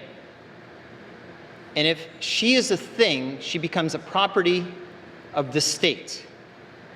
And if she becomes a property of the state, what symbolism does that represent that Indigenous people are a property of the state because we have to follow that process? I think it's so important that the opportunity, the path forward that's being asked by this side of the House is, let the Coroners Act proceed. Yes. Because this is a very emotional issue. I'm asking the minister to stand down. If she doesn't want to write a ministerial directive, stand down the Archaeological Sites Act and encourage the Coroners Act to step forward, and we will all welcome it and champion the success of this initiative. Thank you. Hear, hear. Thank you, member from Yelmley Centre. Minister of Education, Culture and Employment. Thank you very much, Mr. Speaker. Mr. Speaker, under the Act, there is no indication that ECE would have to take control or possession of the remains of this person. The Act, as I have indicated before, the language in it does need to be updated. It wasn't drafted long ago under the knowledge that we would be here in this place years later. But we are here, and we are taking remedies to acknowledge that this Act does need to be updated and taking steps to start that process to update this piece of legislation. In other pieces, for example, in other modern treaties in this territory, language like heritage resources are used. And so different terms are used for human remains in this type of instance. And this Act does use the term artifact, but in no way, shape, or form is the respect or dignity of this process or the importance of this process diminished because of that. And it is incredibly important that I reiterate that there is no desire to stand in the way of this work. There is a desire to ensure that respect is being afforded to all Indigenous people of this territory and Nunavut who may have family who are buried at the sites of our residential schools in this territory. Thank you. Minister of Education, Culture and Employment. Oral questions. Member from Toonaday-Willety. Thank you, Mr. Speaker. I rise here today just to, I'm very emotional about this whole thing. I'm first generation residential school survivor, federal day school survivor, and I think about the mother, the grandmother that's in Fort Smith that wants her child to be brought home. A promise to her sister. Mr. Speaker, I tried everything here to figure a way where we could try to build collaboration, relationship, and trust. But I'm not hearing it here today. It saddens me that we can't find a solution.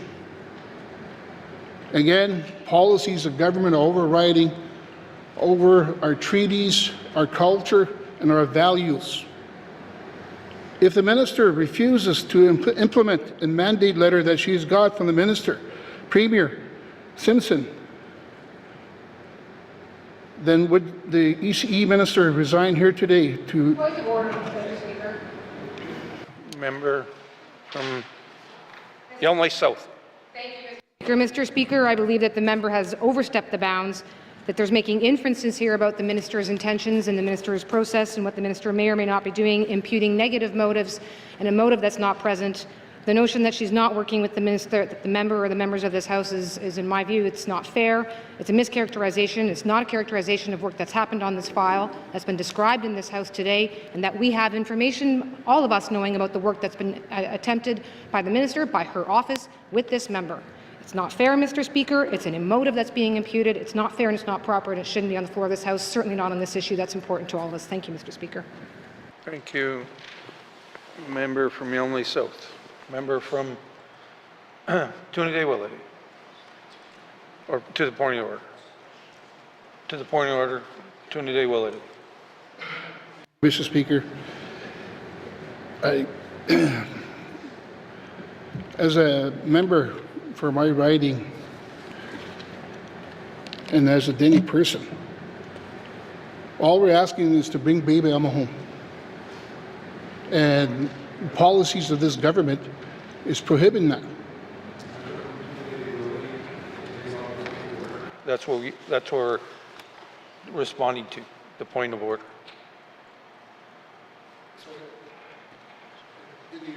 Okay. Today, well, it's on the point of order, so you get to speak about that, not about.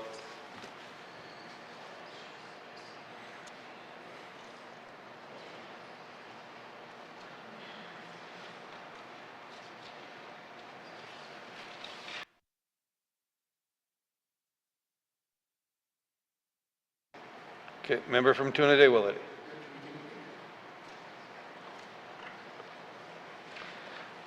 Okay, we'll take a 15-minute break or 10-minute break.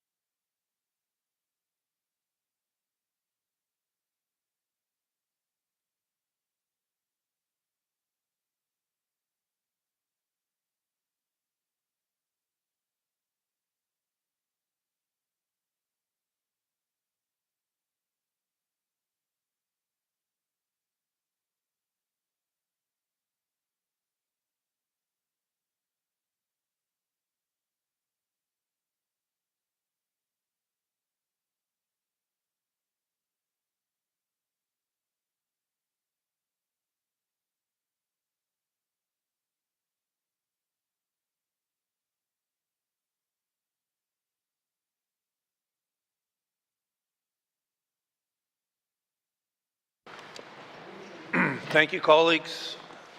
Member from Toonaday-Willity. To the point. Thank you, Mr. Speaker. I want to respond to the point of order. I want to be very clear. I was speaking to the situation and the facts surrounding it, Mr. Speaker.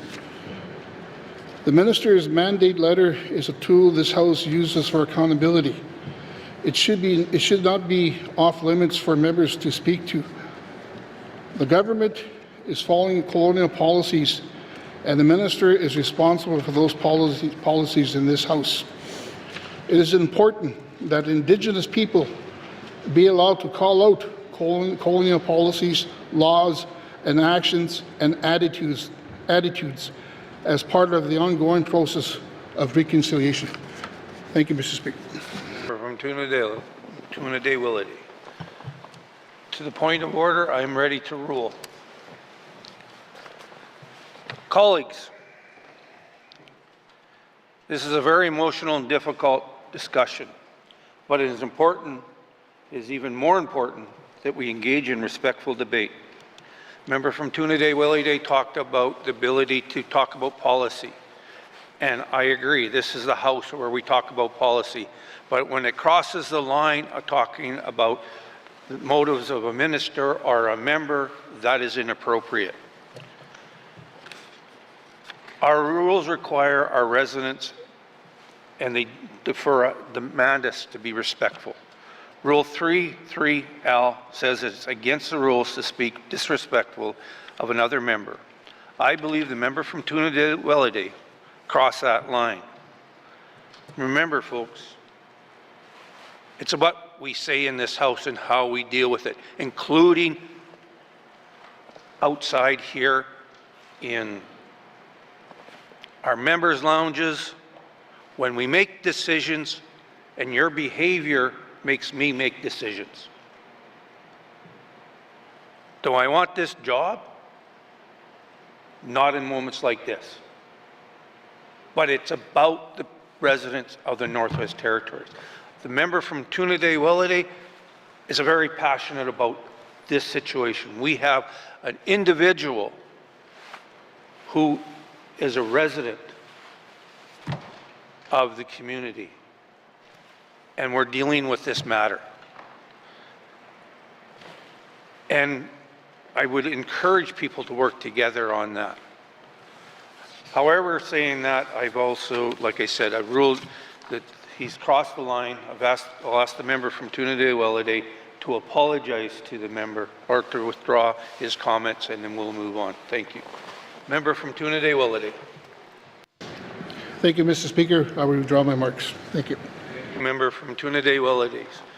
Colleagues, there was 30 seconds left on the clock.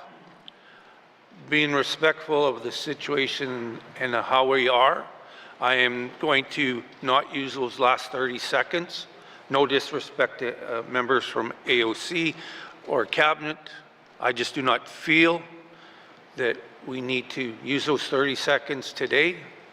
And I could be wrong, but we can start afresh tomorrow. Thank you. Mr. Clerk. Thank you, Mr. Speaker. Pursuant to Rule 7.27, I received follow-up information for oral question 630-20(1). Thank you, Mr. Speaker. Thank you, Mr. Clerk. Oral questions. Oral questions. Written questions. Member from Yelney Centre. Thank you, Mr. Speaker. Mr. Speaker, I seek the House's unanimous consent to return to item number 8, oral questions. Thank you. Thank you, member from Yelney Centre. Member from Yelney Centre has requested unanimous consent to return to item number 8, oral questions. We have a nay. Thank you. We will not be returning to oral questions. Oral questions. Oral questions. Written questions. Written questions. Returns to written questions. Returns to written questions. Replies to the Commissioner's address. Replies to the Commissioner's address. Petitions. Petitions. Reports on committee on the review of bills. Reports on the committee on the review of bills. Reports on standing and special committee. Member from Milne Centre. Thank you, Mr. Speaker. Mr. Speaker, Standing Committee on Economic Development and Environment is pleased to provide its report on the review of the land use permitting and water licensing regulatory framework in the Northwest Territories. Speaker, I'll read the executive summary.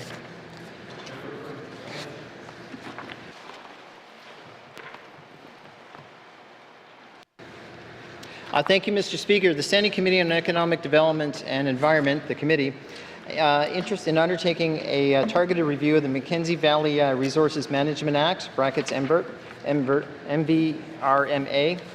regulatory framework began in the spring of 2024. This review was largely prompted by committee being aware of the ongoing concerns and challenges within the regulatory system, particularly with respect to the waters regulations that have been raised by various stakeholders, Indigenous governments and communities, proponents and participants, particularly with respect to the experiences with the land use permitting and water licensing purposes. Committee's objective was to review the effectiveness and interpretation of the process and requirements on the MVRMA, with a focus of ensuring the Act's spirit and intent are upheld. The review also aimed to assess the role of the Government of the Northwest Territories, brackets GNWT, within the regulatory system. This work builds on related efforts, including the Mackenzie Valley Operational Dialogue, MVOD, and the NWT Environmental Audit, and the contributions of the Land and Water Boards and the Mackenzie Valley Review Board, Indigenous governments, the GNWT, and the Government of Canada, and other stakeholders. This study is designed to align with the broader legislative priorities being advanced during the 20th Legislative Assembly, including the implementation of the Minerals Resources Act and the phased amendments to the Waters Act and its regulations led by the Department of Environment and Climate Change, brackets ECC. To inform this work, the committee used a public call for inputs and invited feedback, including Indigenous governments and communities, the Land and Water Boards, brackets LWBs, Crown Indigenous Related and Northern Affairs Canada, brackets CERNAC, and the NWT and Nunavut Chamber of Mines, small mining and exploration companies, and the other interested parties, and particular emphasis was placed on ensuring Indigenous perspectives were heard, with formal invitations extended to Indigenous governments and communities to share their experiences and concerns. I'm giving case pausing so that interpreters, I'm not going too fast. Through public briefings and written contributions, committee consistently heard a range of concerns and insights that coalesced around a set of recurring themes. These themes, often overlapping in both substance and impact, underscored the complexity and interconnectedness of issues facing the regulatory system. Participants spoke to challenges related to regulatory duplication and clarity, and highlighted some of the logistical and planning challenges, particularly those that are unique to the North. Committee also heard about the importance of education and coordination, the potential of economic benefits, and the critical need for meaningful participation, particularly in terms of human resource capacity and sustained funding. Additional submissions frequently pointed to the recommendations from the NWT Environmental Audit as a valuable reference point for future action. These perspectives form the foundation of the committee's finding and have shaped the direction of our recommendation. It is important to note that some Indigenous governments and stakeholders expressed a willingness to participate, but were unable to do so due to capacity limitations, a recurring issue that emerged throughout the study, and it's reflected in multiple sections of this report. Read the recommendations now, Mr. Speaker, and pause after each one. Recommendation number 1, the Standing Committee on Economic Development and Environment recommends the Government of the Northwest Territories develop a standardized mineral exploration permitting bundle in consultation with affected parties, similar to what the Mackenzie Valley and Water Board has already done for municipal water licenses. Recommendation number 2, the Standing Committee, I'll just say the committee, The committee recommends that the Government of the Northwest Territories provide a transparent public update on its website outlining the steps being taken to amend the water regulations, progress against key milestones, and timelines for further action to ensure accountability and maintain public confidence. Recommendation number 3. The committee recommends that the Government of the Northwest Territories update the water regulations, allocate sufficient resources, include staffing and funding to support the amendments and their implementations, and identify a clear target date by which the new regulations will be in effect. Recommendation number 4. The committee recommends that the GNWT adhere to the announced timelines for implementing the Mineral Resources Act regulations, ensuring that the process includes meaningful public consultation, is properly resourced for effective execution, and is supported by frequent public reporting on progress and milestones through the GNWT's website to maintain transparency and accountability. Recommendation number 5. The committee recommends the GNWT review and enhance its internal process related to board appointments, including the timeliness of nominations, coordination of federal counterparts, and mechanisms for follow-up to ensure that regulations and co-management boards maintain full membership and operational continuity, and make these enhancements in a timely fashion. Recommendation number 6. The committee recommends the GNWT add compliance and enforcement data sets to the GNWT's open data portal. Recommendation number 7.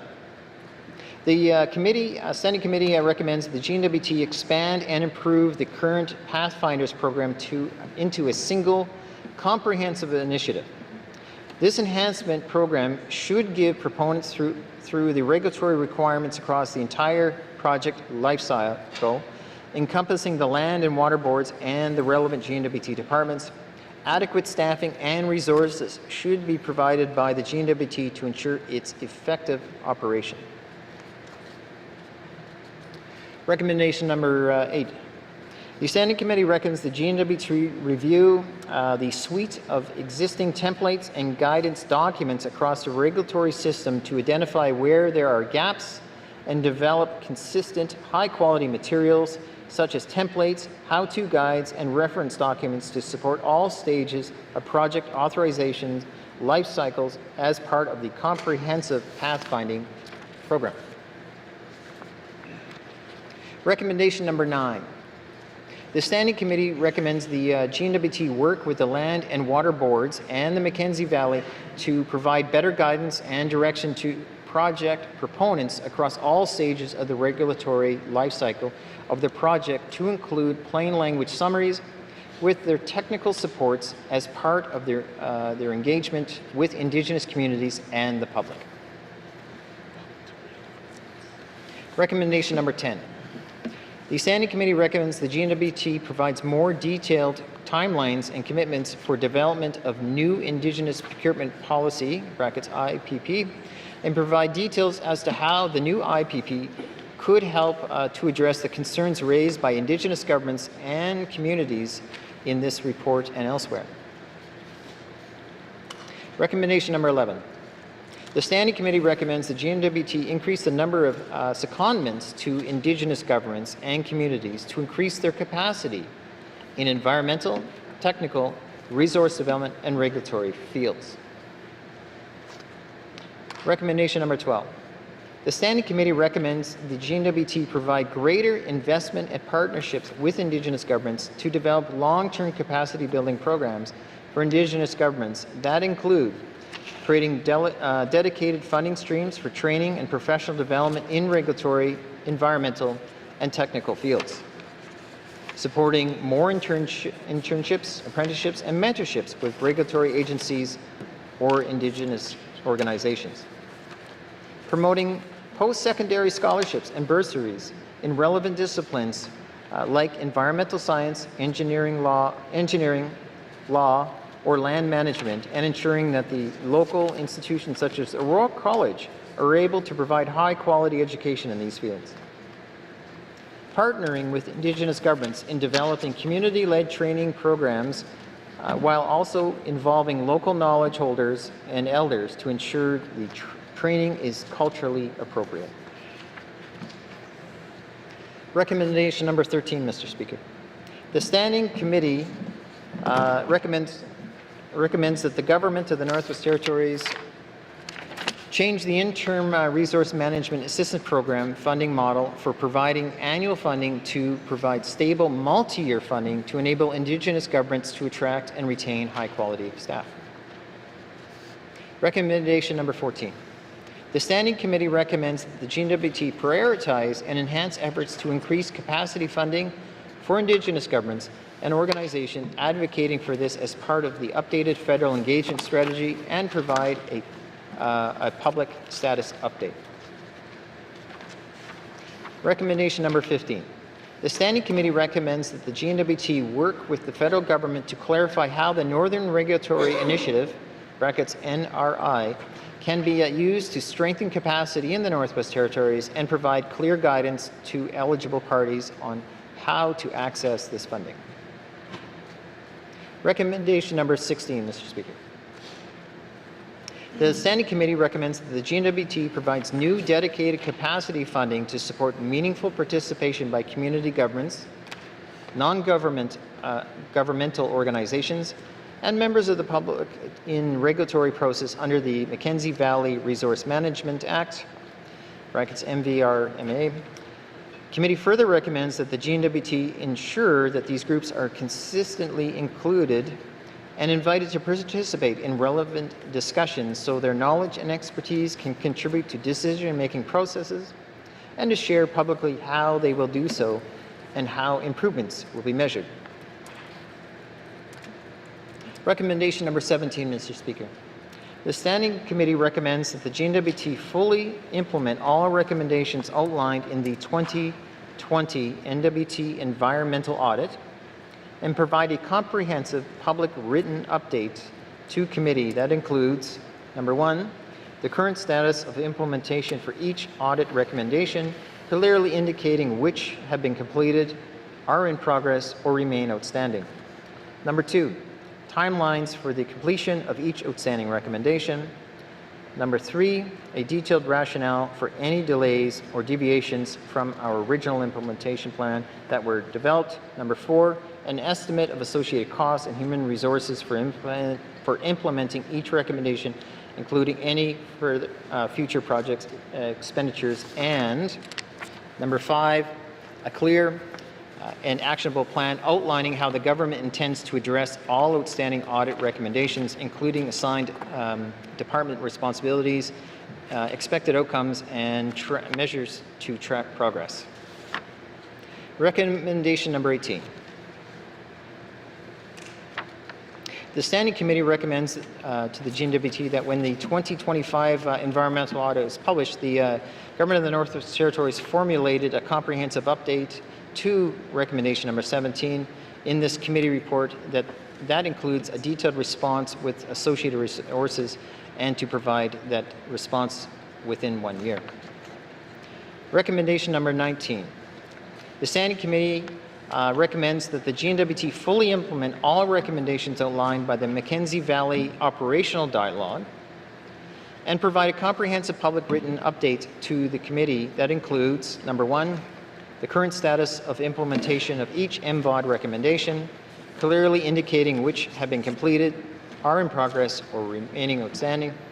Number 2, timelines for completion of each outstanding recommendation.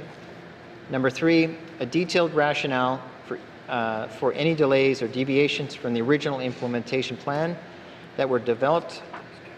Number 4, an estimate of associated costs and human resources for implementing each recommendation, including any future projected expenditures. And number 5, a clear actionable plan outlining how the government intends to address all outstanding audit recommendations, including assigned departmental responsibilities, expected outcomes, and measurable measures to track progress. Mr. Speaker, that now brings me to recommendation number 20, which is the Standing Committee on Economic Development recommends to the Government of the Northwest Territories provide a response to this report in 120 days. And before I move a motion, Mr. Speaker, I just want to add ever so gently, but most importantly, is that if I may speak on the committee's behalf, we couldn't have done this report without the amazing expertise of our advisor and our clerk. And without that, committee would have found it an end. But with that, I want to acknowledge the amazing work, in particular of our advisor who helped develop this with us, work us through it, make sure we all fully could bring forward a quality report as we're tabling here before the House today. And to her, we owe a sincere debt of thanks and gratitude for her finest work we've seen. Thank you.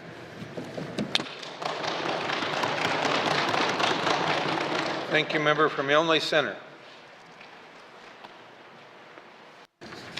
Thank you, Mr. Speaker. I appreciate letting me add that little extra, but it's important.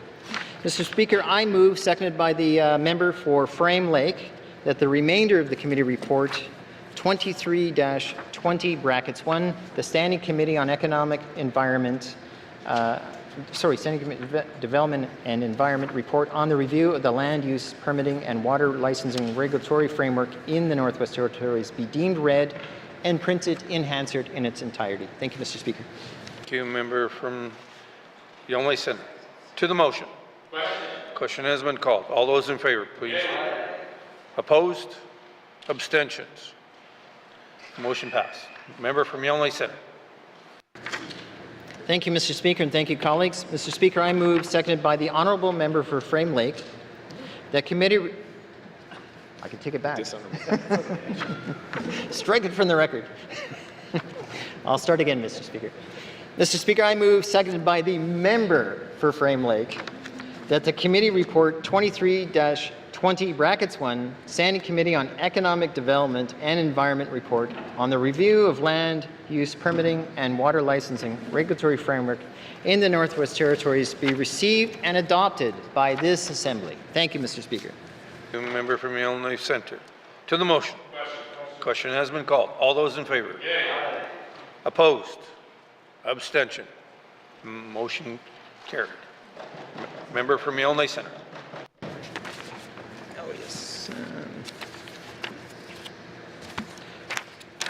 And thank you, Mr. Speaker. The last one. Mr. Speaker, I moved, seconded by the honourable member for Frame Lake, that pursuant to Rule 9.4(5)(a), that the Government of the Northwest Territories table a comprehensive response to this report, including all its recommendations within 120 days or at the earliest opportunities subsequent to the passage of the 120 days. Thank you, Mr. Speaker. From Yonge Centre. To the motion. Question has been called. All in favor? Opposed? Abstentions? Motion passed. Reports of standing and special committees. Reports of standing and special committees. Tabling of documents. Minister of Finance and NWT Power Corp. Mr. Speaker, I wish to table the following two documents: 2025-2026 Consolidated Budget and 2024-2025 Northwest Territories Power Corporation Amended Capital Budget. Thank you, Mr. Speaker. Minister of Finance and Minister responsible for NWT Power Corp. Tabling of documents. Minister of ITI.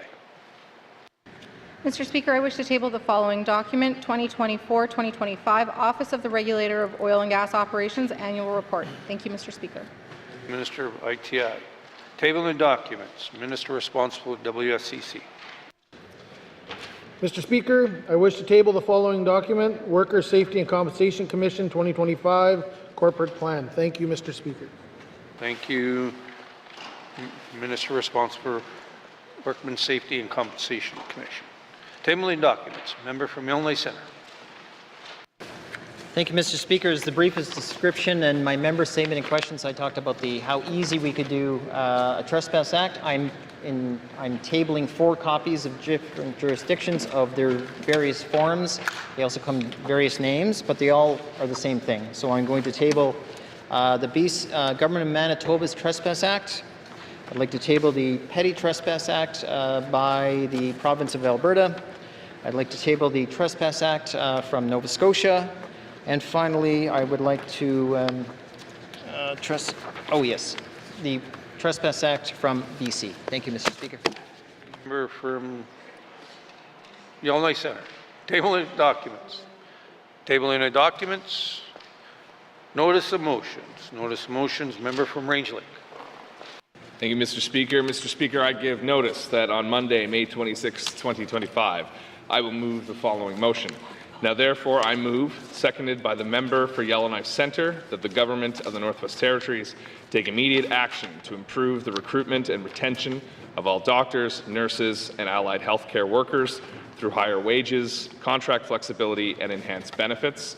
And further, that the Government of the Northwest Territories work with the Public Service Alliance of Canada and Union of Northern Workers to develop an inclusive bargaining structure for all healthcare workers to give the front line a real voice in negotiations. And furthermore, that the Government of the Northwest Territories undertake the following actions. Establish a working group composed of members of the Executive Council and regular members of the Legislative Assembly to oversee primary care reform and health system sustainability initiatives. Move to interest-based negotiations with the Northwest Territories Medical Association before the fall of 2025. Publicly release the details of the new locum contract for emergency department doctors. Improve flexibility in locum contracts to assist doctor and nurse retention and recruitment. Phase out agency nurses with a 3-year plan that improves working conditions for frontline staff with improved professional development and compensation. Enhance financial incentives for shift work for doctors, nurses, and allied healthcare workers. Implement minimum staff-to-patient ratios at all Northwest Territories hospitals. Implement practitioner-led innovation to ensure continuous improvement on the front line. Negotiate physician license sharing between Nunavut and Alberta to eliminate red tape preventing entry of new physicians into the Northwest Territories healthcare system. Prioritize pan-national physician licensing in the Government of the Northwest Territories federal engagement strategy. Fast-track development of new policies on emerging medical technologies such as AI, e-consults, and virtual care. Expand the role of nurse practitioners in all regions of the Northwest Territories to improve access to health care and decrease costs. And modernize auxiliary care and establish a licensing body for paramedics. And furthermore, that the Government of the Northwest Territories release an action plan to implement the aforementioned actions that is time-bound and fully costed by the fall of 2025. And furthermore, that the Government of the Northwest Territories respond to this motion in 120 days. Thank you, Mr. Speaker. Thank you, member from Range Lake. Notice of motion. Notice of motion. Notice of motion for first reading of bills. Notice of motion, first reading of bills. First reading of bills. First reading of bills. Second reading of bills. Second reading of bills. Consideration in committee of the whole of bills and other matters. Consideration in committee of the whole of bills and other matters. Reports of committee of the whole. Reports of the committee of the whole. Third reading of bills. Third reading of bills. Orders of the day, Mr. Clerk. Orders of the day, Mr. Clerk. Thank you, Mr. Speaker. The Board of Management will meet at the Rise of House today in the Arctic Fox Room. The Standing Committee on Public Accounts will meet at Rise of House today in the Eagle Room. Orders of the day for Friday, May 23rd at 10 a.m. Prayer, reflection, minister statements, member statements, returns to oral questions 666-20 bracket 1. Recognition of visitors in the gallery, acknowledgements, oral questions, written questions, returns to written questions, replies to the Commissioner's address. Petitions, reports of committees on the review of bills, reports of standing and special committees, tabling of documents, notices of motion, motions, notices of motion for first reading of bills, Bill 26, second reading of bills, consideration in committee of the whole of bills and other matters, Bill 17, Bill 18, report of committee of the whole, third reading of bills, orders of the day. Thank you, Mr. Speaker. Thank you, Mr. Clerk. This House stands adjourned until Friday, May 23rd, 2025 at 10 a.m.